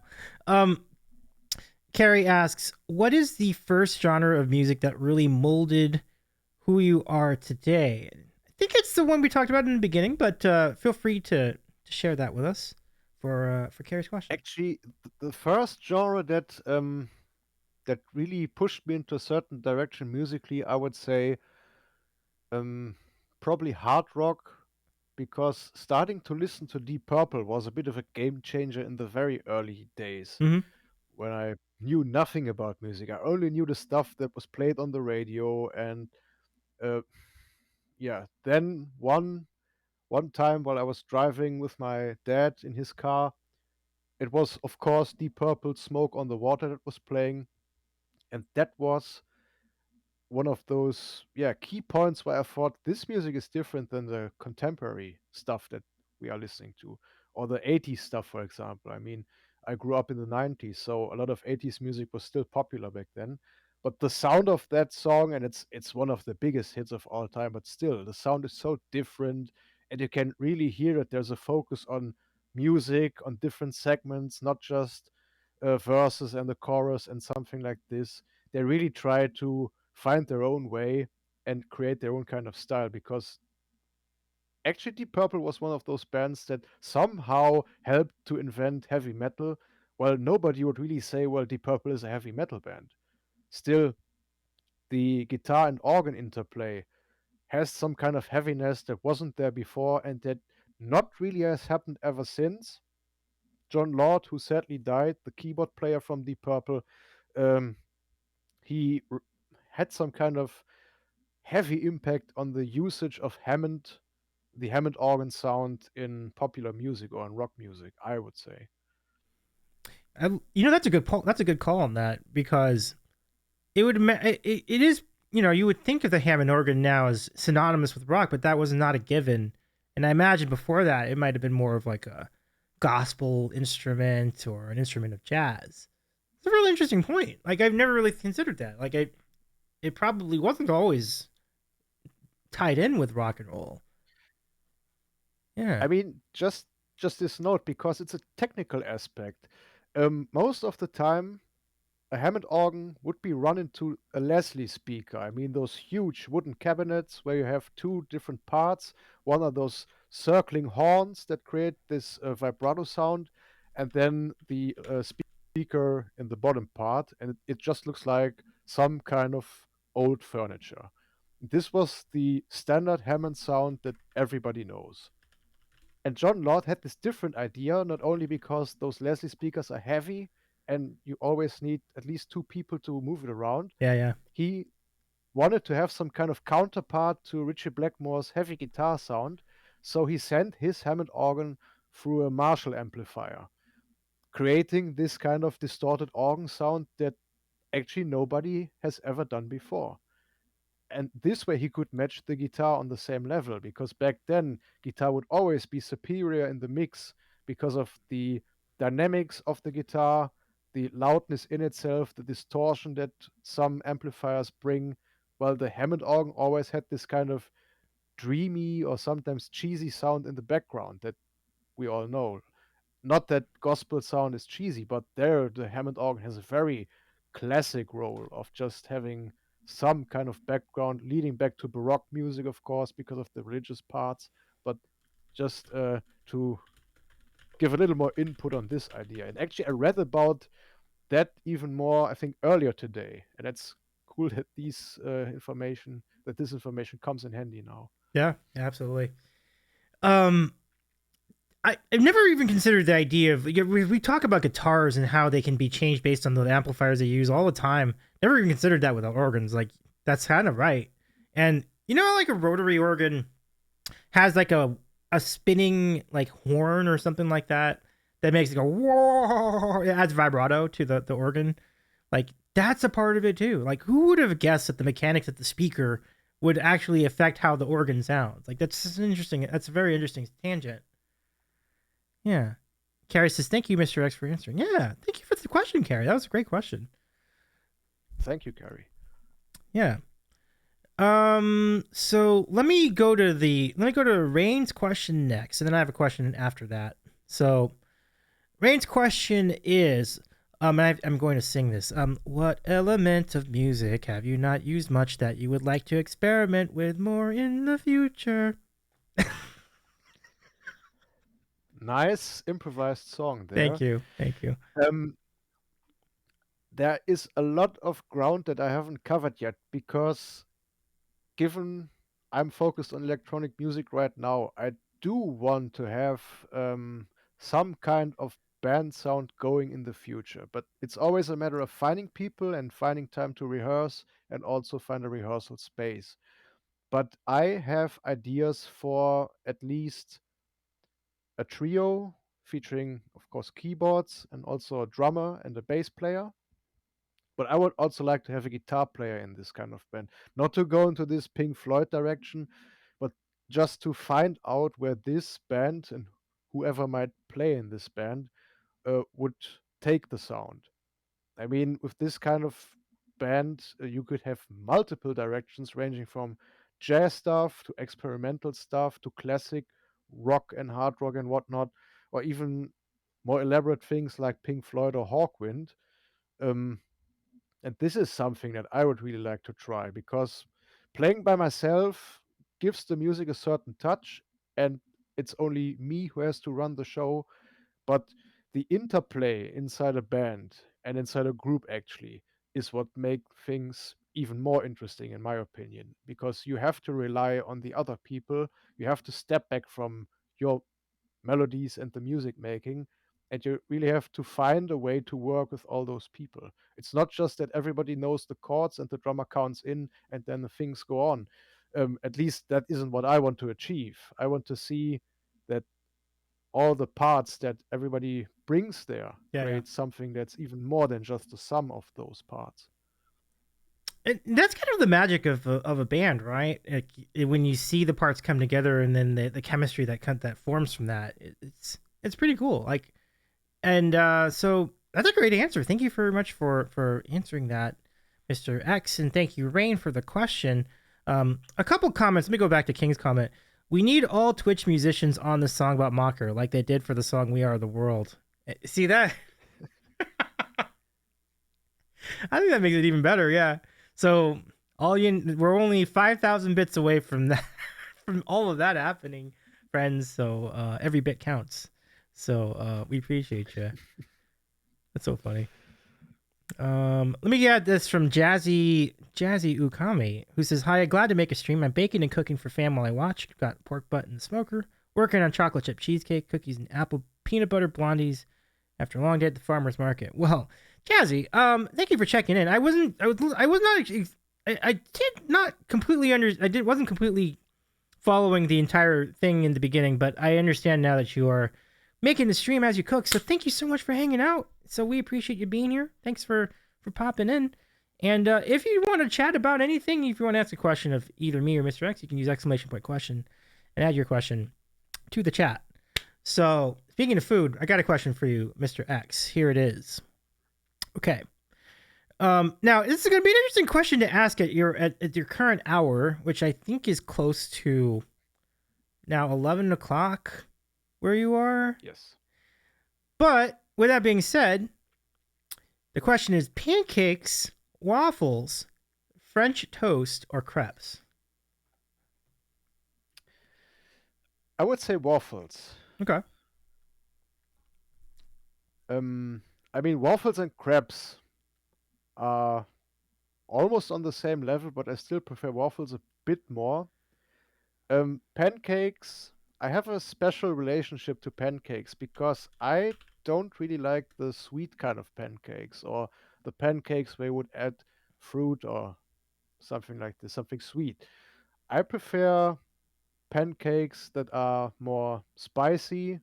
Like, for example, you put bacon in there, you put herbs in there, this kind of stuff, which gets close to an omelette when you just close it or flip it to close it.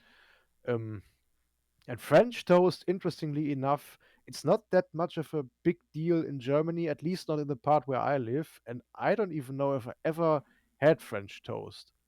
Certainly not the kind of French toast that you serve in the US. Yeah, we've had a lot of opinions on it. I would urge you. I would definitely recommend trying it. And when you do, let us know what you think, because I feel like people have been on both sides of it. Some people love it, some people don't love it, and I think there are people all in between. But I do hope you get to try it someday. It's an interesting one for sure. It does seem like more of a creation of the U.S. than of France, if that makes any sense. Because I think we talked with recently about that on a previous stream. But waffles, it is. We've marked you down for waffles. Super cool. And waffles have been chosen 32 times since October 2021. So waffles is I could say that's what the W is for, but that's not true. I will say your logo is great. It reminds me of the Volkswagen logo, which I imagine is intentional, but it's a pretty cool logo. Like And it's interesting because the logo that you see was created by DJ Dowie because he had this idea. I mean, of course, I drive a Volkswagen, as some Germans do, right. and somehow Dowie and I talked about logo ideas and what would make sense, and I thought, well, I don't know if it was me who came up with the idea or if he suggested this, but he had this really detailed way of making it work and adding the actual font that is on the original Beetle. And I thought that was amazing. And I said, that's the logo that I need. And if they sue me, then I would just escape to the USA or so. But I think I even have it in here as an emote. I was Yeah, gonna look there it we up on go. Google, but if you have it, oh, there you go, there you go. If you see it, you can see it in the you can see it in the chat. I'm gonna double check and see if there is. And I see Azza in there, also one of those really, really cool community supporters Yeah, who makes things happen. absolutely. Ozzy also has hosted a. Oh, I found the logo. I found your logo. Okay, hold on a sec. I'm gonna go put this on screen so everybody else can see it. Specifically, people watching the VOD can see this. Oz, it's so good to see you. Mods, can we shout out Oz the Inspirator? I hope you're doing all right. It's been a minute. It's lovely to have you here. Okay, so Mr. X, here's your logo. Yeah, that just looks so good. Like you said, it mirrors the Beetle, the Volkswagen logo on the Beetle. That's really cool. Like, it is interlocking and everything. Oz, this is good to see you both. What an awesome story about the logo. Yeah, that's a really cool story, Mr. X. That's pretty cool. And big props to DJ Dowie for making it. I need to put it on a T-shirt. That's the thing. Mm-hmm. I mean, it's funny because the one I'm wearing now, this X logo, Mm-hmm. maybe some people from the US might know this because I didn't know it before. I was just looking for logos that work somehow and that hopefully don't have any copyright. And I think I know what that this is. is the logo that was used in the 70s for rated X films. That's it. Yeah. I was if that yeah, so when there were movies that were even more adult than rated R, they would give it rated X. There were not a lot of them, but that's what the logo looked like. Yeah. It's so interesting. This is just like my music, only for people who really know the dirty stuff. So you get down and dirty with your music too. It's nothing shorter than 20 minutes. Oh, that's great. Let's see. And a cap hat. Yeah, a cap with the logo would be pretty fresh. Like you can walk around. Mhm. People might just buy for the logo. They wouldn't even know you're about your music. They just they like the logo so much, you know? And then eventually they'll look up your name and then they will find the music, which is available on Bandcamp and at the link in the chat that you see posted above. Oh, have a good one, Carrie. Thank you so much for stopping by. I appreciate your question too. Have a good rest of your Saturday. Carrie, take care. Take it easy. Take care, Carrie, and see you soon. Yeah. I like that you put that X in the chat though. So that's one of your emotes as well. Solid. Yeah, it's just the cheapest solutions, but somehow they work best. I mean, it's like with the bad pun emote. I do have different kinds of these emotes in that style. And the story behind it is that I thought when I was affiliated some years ago, okay, now I need emotes. But I wasn't too keen about those fancy figure emotes that some people have or the standard emotes that Twitch offers. And I didn't have the idea of those logos yet. So I thought, okay, let's make it text based. Trying to find texts that work in this small space. And I found a website, totally simple website, where you just enter text and then it creates a PNG file. And that's the story behind those simple emotes. And they seem to work. Well, and the biggest thing about an emote like that is it's easy to read, and especially in small font. So that's what makes that very, very effective. And red font, easy to read, you know. Works on white background, works on black background, Mhm. and then we have it. Yep. Whoever uses Twitch in the bright mode, I mean, those people really. I agree. I was just like, get your life right and switch to dark mode. Unless you really like night mode, then that's fine. But I definitely prefer dark mode. Trying to make word emotes can be hard. Oh, I can imagine. That would be a real challenge. Ozza, yeah. Ozza, do you have any questions for Mr. X tonight? We would love to take them. You can ask them in the chat or use exclamation point question followed by the question itself. This will be our last call for questions. So anybody else with a question, throw it on in. And we'll take them to finish the show. Let's see. Rain with a question. If there was one thing you became famous for outside of music, what would you want it to be?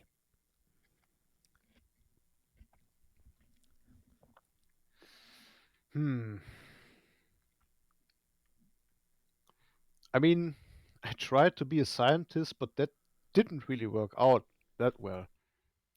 Out of numerous reasons that I don't want to talk about now. Nothing bad, but simply things didn't really work out. Um, but it's simple. Apart from the music, which still is my main goal to be known for, I would say people just need to remember me as a nice guy. It's very difficult when you're German, but still, it's a goal that I have. That's a great goal. And you can make a great legacy for being nice. Mr. Rogers over here in the States was phenomenal at that in his day. So, I got to know Mr. Rogers through Twitch actually, because he isn't really popular or known in Germany. mhm, But getting to know him and the things that he had to say and had to talk about or did talk about, I found it really, really great that this wasn't just something for kids, but also adults could really learn something from that. that's true. Something we need today even more than back in the day, I would say. Oh, absolutely. There's no question about it. He set a good example for all humanity to follow. No easy thing either. You know, I've watched some documentaries on Fred Rogers, and it's like they would get into like how much of a challenge it was even then. Like so, even more so today, I'm sure. Um, let's see. So that was from Rain. Another good question, Rain. Thank you. So let's go to King's question. Yes. So King's question is: you said at the beginning of stream, you mentioned that concerts were the thing you do the most. What was the last concert you attended, and what did you think about it? Um, the last one I attended was in the city of Bonn. It is a band called Hattler, and it's named after the actual band leader. He's a bass player, Helmut Hattler, known from a German jazz rock band called Kran. I don't think that they are known outside of Germany that much, even though that Hattler himself has worked with Tina Turner. Um, but it's a four-piece band: singer, bass player, guitar player, and drummer. And how would I describe their music? It's jazzy in a way. It's a bit dance poppy, I would say. A little bit of funk in there. Difficult to describe because the studio music sounds much different from that what they played live. Interesting ways that they presented the music, drifting off in long jams that didn't end up in random noodling, but that always kept the dancey spirit of the music in there. I was very surprised because I didn't expect this kind of music after listening the studio tracks or after listening to the studio tracks. So Interesting. it was a great concert. Yeah, it's always nice to hear music that really gets on another level when it's performed live. Oh yeah, I think it's a marvelous thing to have to see concerts from acts that are a little bit under the radar, as you described, and that does create a really good experience. It's kind of a little less. I mean, the expectations might be. I mean, one, it's like sometimes it's less expensive, but but also because they're not as well known, like the hype won't be too ridiculous. So it's definitely cool to find that, and you know, when you're in a good area for music, it's really cool to have access to musical acts like that. So I'm glad that went well for you. That's really cool. But there are more aspects to that. I read about this some days ago because when you have big acts, well-known bands, well-known musicians, then there is a lot of stuff happening in the background with all the organization of the concerts, setting up the gear, setting up the PA system, and all this kind of stuff. Maybe even press that is around that you have to talk to up front or before the show and after the show, maybe. And you have to work perfectly in there as a musician as well. You have to know when it's stage time. You have to be strict with your set list. You really have to check the time, and it has to be perfect, basically.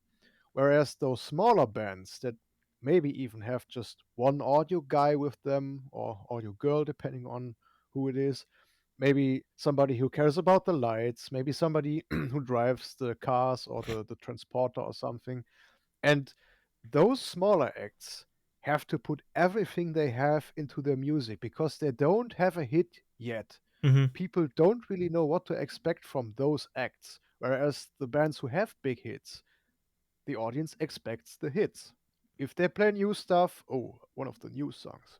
If they play rare tracks, oh, one of those rare things that weren't hits. But the new acts, they really have to push forward and make a mark, really leave something that the audience can think about when they're leaving after the gig, so that they leave this kind of impression. And that is why those smaller acts, most of the time, give everything they have because they need to, they want to be well known, they want to have a name. And the vibrancy of that is actually palpable. I've seen it too because I see a lot of local acts here in LA. Same scenario. It's like you I think they put more of themselves into their sets. Not to say that people go through the motions in the big acts. Don't get me wrong. Like there's plenty of passion in those acts too. Like you said, because of the weight of expectations, you got to play these songs that everybody knows. That every large act has that because especially like if you're just going to the concert and you only know like the radio hits, like that's probably what you're going to be expecting, even if you do like them enough where you would want to hear their relatively lesser known stuff, but you still want to hear the big hit, like so I totally understand. I totally see that. So Peter Gabriel is a good example. Like if Peter Gabriel is doing a concert next week, if that concert doesn't have Sledgehammer, there's going to be a riot. Like that needs to be in the set somewhere, right? So just there are many examples of that in popular music. But here again, that's the point where Peter Gabriel sets himself apart from other artists, other hit artists, because the last time I saw him live, he didn't even have his new album out, I think, or it was just released a few days before. I'm not sure anymore, but still, he performed the whole thing live and only had very few hits. Of course, Sledgehammer was there, Salisbury Hill, but I think only 5 songs or so were previous songs or older songs, and the rest was the completely new album. He didn't give a shit about the expectations. He just said he likes to announce songs in German when he's performing in Germany, and he says, "Well, now you have to expect music that you don't know." Oh, I'm paraphrasing here. Mm-hmm. And he was just saying, "Well, you will be able to hear some hits, but most of the time it's new music, and I hope that you will like it." And then he simply plays the stuff. And interestingly enough, Genesis, when I saw them in 2007, there's always this kind of dispute going on between the really old fans, the OGs, who know the long stuff from the early 70s, and then the people who know the hits from the Phil Collins era, as it's called. And the band knows that there is this kind of conflict going on. So they have to decide, okay, how many hits can we play and how many old stuff can we play? With the difference being the old stuff is usually very long, at least 8 minutes or something like this, whereas the hits are much shorter. And then you really can hear the different parts of the audience. When the old songs start, then you have them clapping. When the hits start, then you maybe have the majority clapping or so. It was a bit strange. I mean, I like the older stuff more, but I also do like many of the hits because it's good music. Nevertheless, it's all top-notch stuff that other people would be happy about to have one song of that kind. And those concerts were very special because you could really see that there are two different parts or two different kinds of fans in there. Yeah, that's a heck of a challenge for them. I mean, because as you said, the different eras that you're talking that we referred to here are pretty divergent. Like you're talking about like hard go ahead straight ahead rock for like the for much of the for the latter half of their career, And the beginning of their career, it's like really, like you said, like 15-minute long, like prog rock movements. It's just like an entire like Yeah. side of a record album for a song. So they're different. They're totally different things. Now, many fans of Genesis, I think, can appreciate both. But you're right. Like there are really hard, like very fervent camps for both sides. So balancing that must have been such a thing. I don't think they tour anymore, but that must have been such a thing for a while. So I'm glad they figured it out though. Like I'm sure it still winds up being a really good concert no matter what they do. So um, lots of respect for people who have been established like that and are willing to take those chances. And I think Peter Gabriel is just kind of that, always been that kind of guy. Like he's never really been the kind that really. I've felt forever that Peter Gabriel is the one who will zag when everybody else zigs, and that's just a good example of Oh that. yes. He's always been like that. Yes. I mean, also with this kind of charity that he's doing, and he had this time where he was making music with chimpanzees, and other rock stars read about that and thought, why? Why? What is the thing behind it? What's the idea? But that's the nice thing that I like about Peter Gabriel and all these peculiar guys or peculiar people actually who really do not care about what others think about what they're doing. The best example, in my opinion, is Neil Young. Many people know him from his country music, the folk music, Mm-hmm. songs like Heart of Gold, Harvest Moon, which is some kind of a Twitch classic, I would say. Many people play this song. Um, but then there is the side of him playing this really heavy rock, a very garage rock sound in a certain way. I mean, his backing band, Crazy Horse, they are legendary. It's sad that the original lineup doesn't work anymore because one of the, I think his second guitar player just can't make it anymore. His health isn't good enough to perform on stage. But I was lucky enough to see those four guys live some years ago, and it was totally different. It wasn't this country folk kind of stuff. It was just noise, almost grunge. I mean, he's called the godfather of grunge for a reason, and you could hear it. And he really pulled it off by having those endless waves of guitar feedback just rolling across the arena that we were in, and you could actually tell that some of the guys in the audience, some of the people in the audience, they only knew his country hits and they were shocked. And even though that he was on stage for 50 years, they were shocked to hear this kind of harsh music. That's also a bit different than from what he's playing on the studio because Right. these feedback loops are rarely shown on the live recordings. Interesting. So he really was more innovative than we even realized, because we already knew that, but he took it to a level that I mean, he's apparently taken it to even bigger levels than I anticipated. I did hear that he was a forerunner of grunge. I've heard that before, but hearing the details of it is really interesting. So, but like you said, Neil Young has always been marching to his own drum, and that is so true. I remember when he came out with that. What was it like this MP3 listening, this audio listening device thing? In it was not that. It was a few years ago.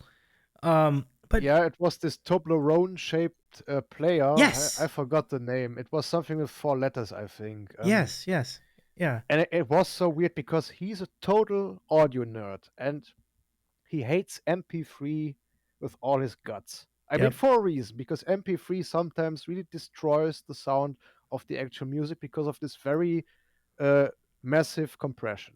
And right, you can listen and you can hear this actually. It's not just that super pitched people can hear this with super fancy hearing abilities, but sometimes you just hear that because of the digitalization, the the sound is cut off somehow. You right, can hear this in certain files, even especially when it's bad compression, because not every MP3 file is the same. He goes the opposite way. He says, I want people to have the studio sound wherever they go. And then he had this player that people invented for him that didn't really work out because I think he had a special file format for this. And then he had his own store selling his own music for a while. And it just didn't really work out. But as far as I know, Tidal went and took this idea to another level and said, well, we will offer the music in high fidelity. Yeah. And Tidal is a And then, remarkably. Oh, I'm sorry. Go ahead. yeah, that was the impact that happened because of this, because they realized, well, there must be some kind of market for selling music online that hi-fi fans would want to buy. And then they said, okay, we will offer lossless music, and they specialize on this. And I'm glad that Bandcamp, my favorite music platform, leaves it up to the customer to choose what they want: MP3, or even the Apple file formats that you can have, lossless formats, even raw WAV files, the biggest stuff that you can download. That you actually need one of those really basic players on a computer to make it play, or that you create a CD from. Yeah. But Absolutely. I think that this kind of possibility of choice is the best that can happen. Mm-hmm. That's well said. I agree. I think Bandcamp does give you that flexibility too. And I've listened to some. I've connected Bandcamp to my stereo with a DAC, to convert everything into something that the stereo can play back. And a handful of. Oh, no! I'm trying to think. I was like, did Sarah release an album? No, LJP released an album, and Sarah did one of the tracks. And I remember listening to that particular cut, and just how really well put produced it was, and how great the sound was, because it was recorded at such a high bit rate, and such a high, um, high frequency rate, and just like it really came through on the speakers. And so, like, I love that we can do it ourselves. Like, we can do it too. Like, you can do it, and other people on Twitch can do it. Let's see. Brain says, doesn't MP3 stand for massive compression 3? Literally. It's very flat and thin. It's very loud. Um, a lot of people probably wouldn't know the difference. That's the thing. It's like most people probably don't even know the difference, but you start to learn the difference when you hear it on better speakers and better headphones and better stereos. That's when it starts to make more sense. You start to hear that more. And when you see something badly compressed, it's bad. Like, it almost feels like Yes. someone's shouting in your ear. It's it's really bad. Um so anyway, let's go to one last question. Here it is from Aza Inspirator. Thanks for hanging out with us, Aza. The question is, if you had the choice to either change the world secretly or leave your mark, what would it be for? I think you might have just answered it. Um, I think that people should treat music with more respect than just seeing it as some kind of background noise happening. And this goes straight against Spotify, because they amplify this kind of musicification. No, what is the word? At least they take the music and degrade it to something that's just a convenience product. It's no art anymore. And the AI development, the AI music development that has happened some month ago, that Spotify really pushes, is the total destruction of the actual meaning of music. Because it's not just background noise. If you want background noise, you can have a sound generator that has rain and sea noises happening. And even there is some kind of an artist perspective on this. But what Spotify does is, first of all, offering the music for free so that the artists aren't really paid or unpaid properly. And sadly, we're able to push this opinion into the mass market that music isn't worth anything anymore, because you can listen to it for free on Spotify. I think it's 3 songs or so, and then the ad break happens, but then again, you get another 3 songs, and so on and so on. And this is something that makes the lives of professional musicians very difficult, because they can only rely on performances. Because nobody would buy their music as an album anymore, on CD, on vinyl, on cassette, or as a download. No, because they could listen to it on Spotify all the time. And then the playlist stuff happens, which destroys the album idea. We had this earlier during the quiz. We know some hit singles, but we don't know the album, or I didn't know the album. And Spotify helps to break everything down into single tracks. And I really do not like that some people jump on the wagon and say, okay, I will release a single a month or a single every 3 months or so, instead of trying to find some cohesive, long form work which results in an extended play, the EP, or in an album which offers more than just a single track. It's nice to hear a cool track on the radio, but for me personally, it's much more interesting to hear what the musicians or the single musician comes up with in the collection of songs. Is there some kind of storytelling? Is there some kind of cohesive sound going on? Can you actually hear that these songs came from the same period of time, or is it just a selection of recordings from different years that are just thrown together because the theme might be the same? Um, this is a new dimension that only works when you have the album format and when you have the time and the dedication to listen to the album as a whole. And Spotify simply goes the other way and rows hit after hit. And this is something I totally do not like at all. And I'm imagining if you could change the world, you would try to bring the culture back to the vision of doing albums and using that as a form of storytelling. Yes, exactly that. Mm-hmm. I mean, you wouldn't take Mona Lisa and make a wallpaper out of it and just put it everywhere on every wall that you have in your flat or your house. Right. And somehow the understanding of music is totally different. There are record collectors still. I mean, I'm one, and I know many other people who are as well.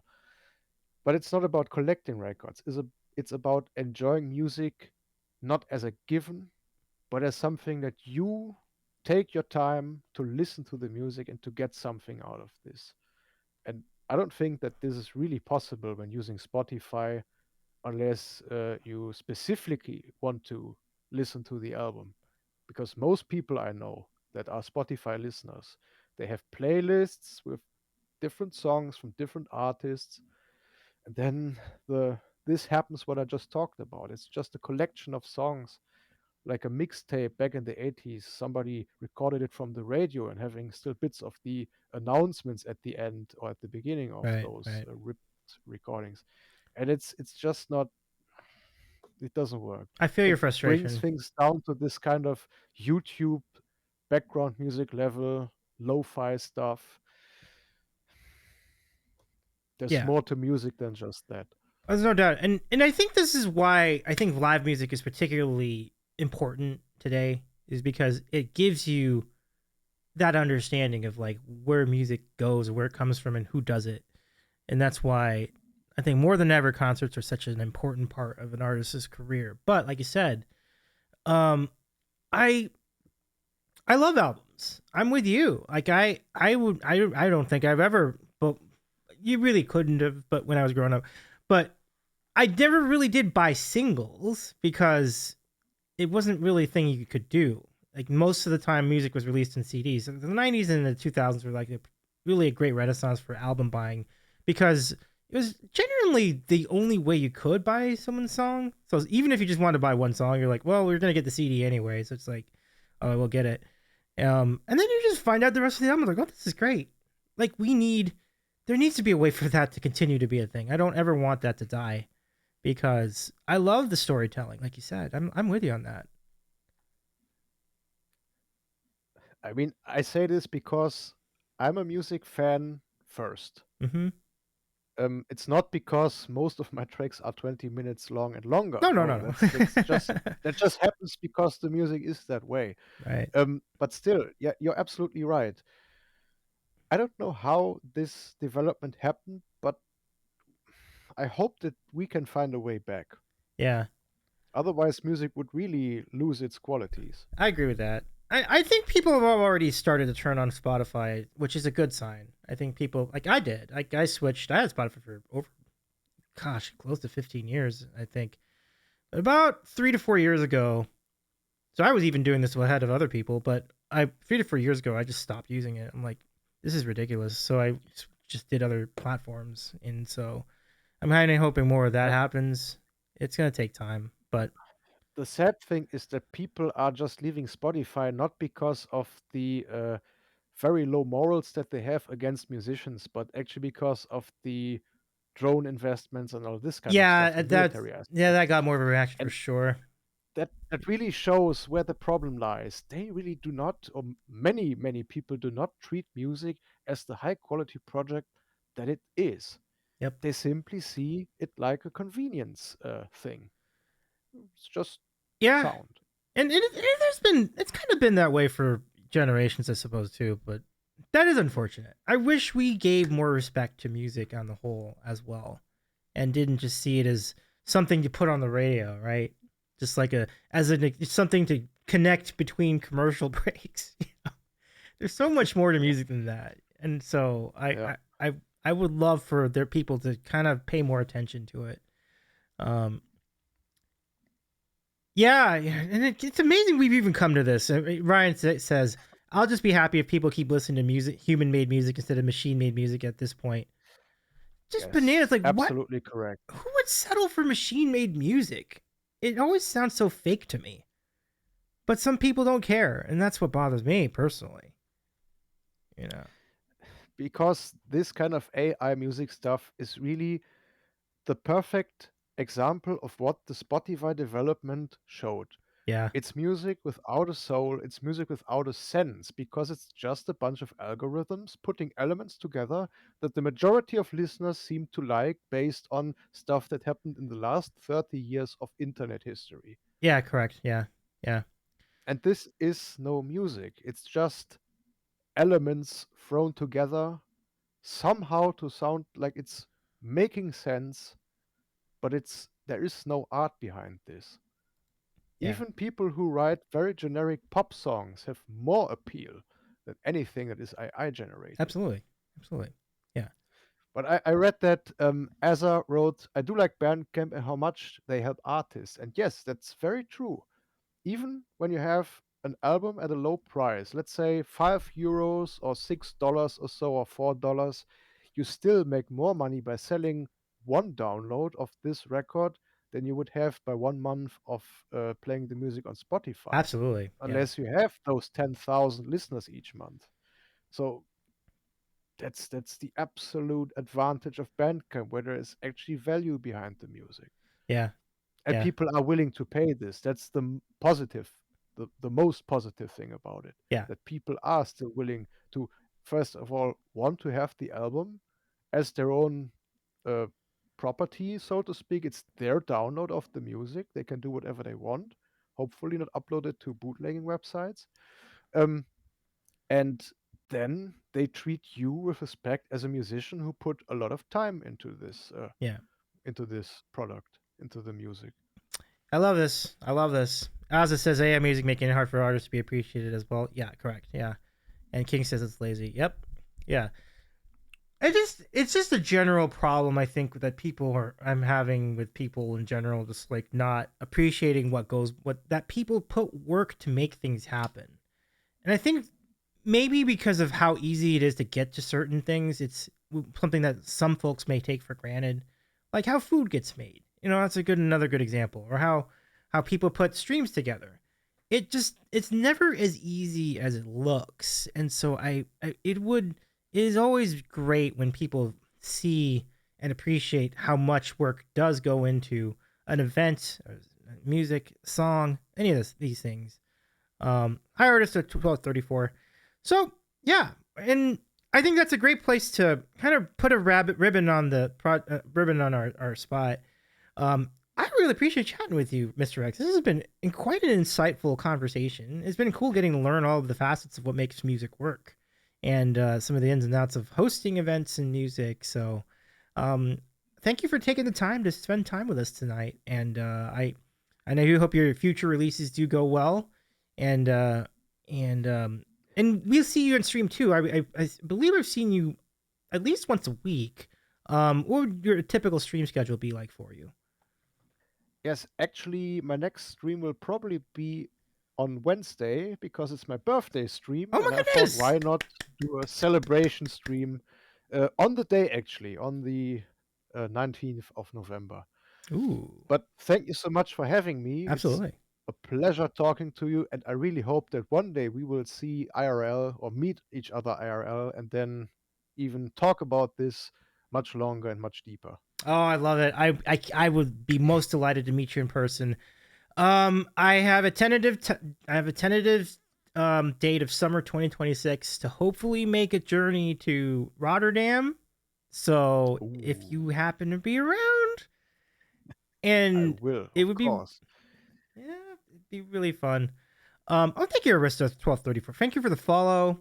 Thank you for the happy birthday greetings to Mr. X. And I mirror the happy birthday, Mr. X, in advance. I wanted to say in advance, not yet, but the time will come. All right. Kings' Freud Geburtstag, aka happy birthday. Mhm.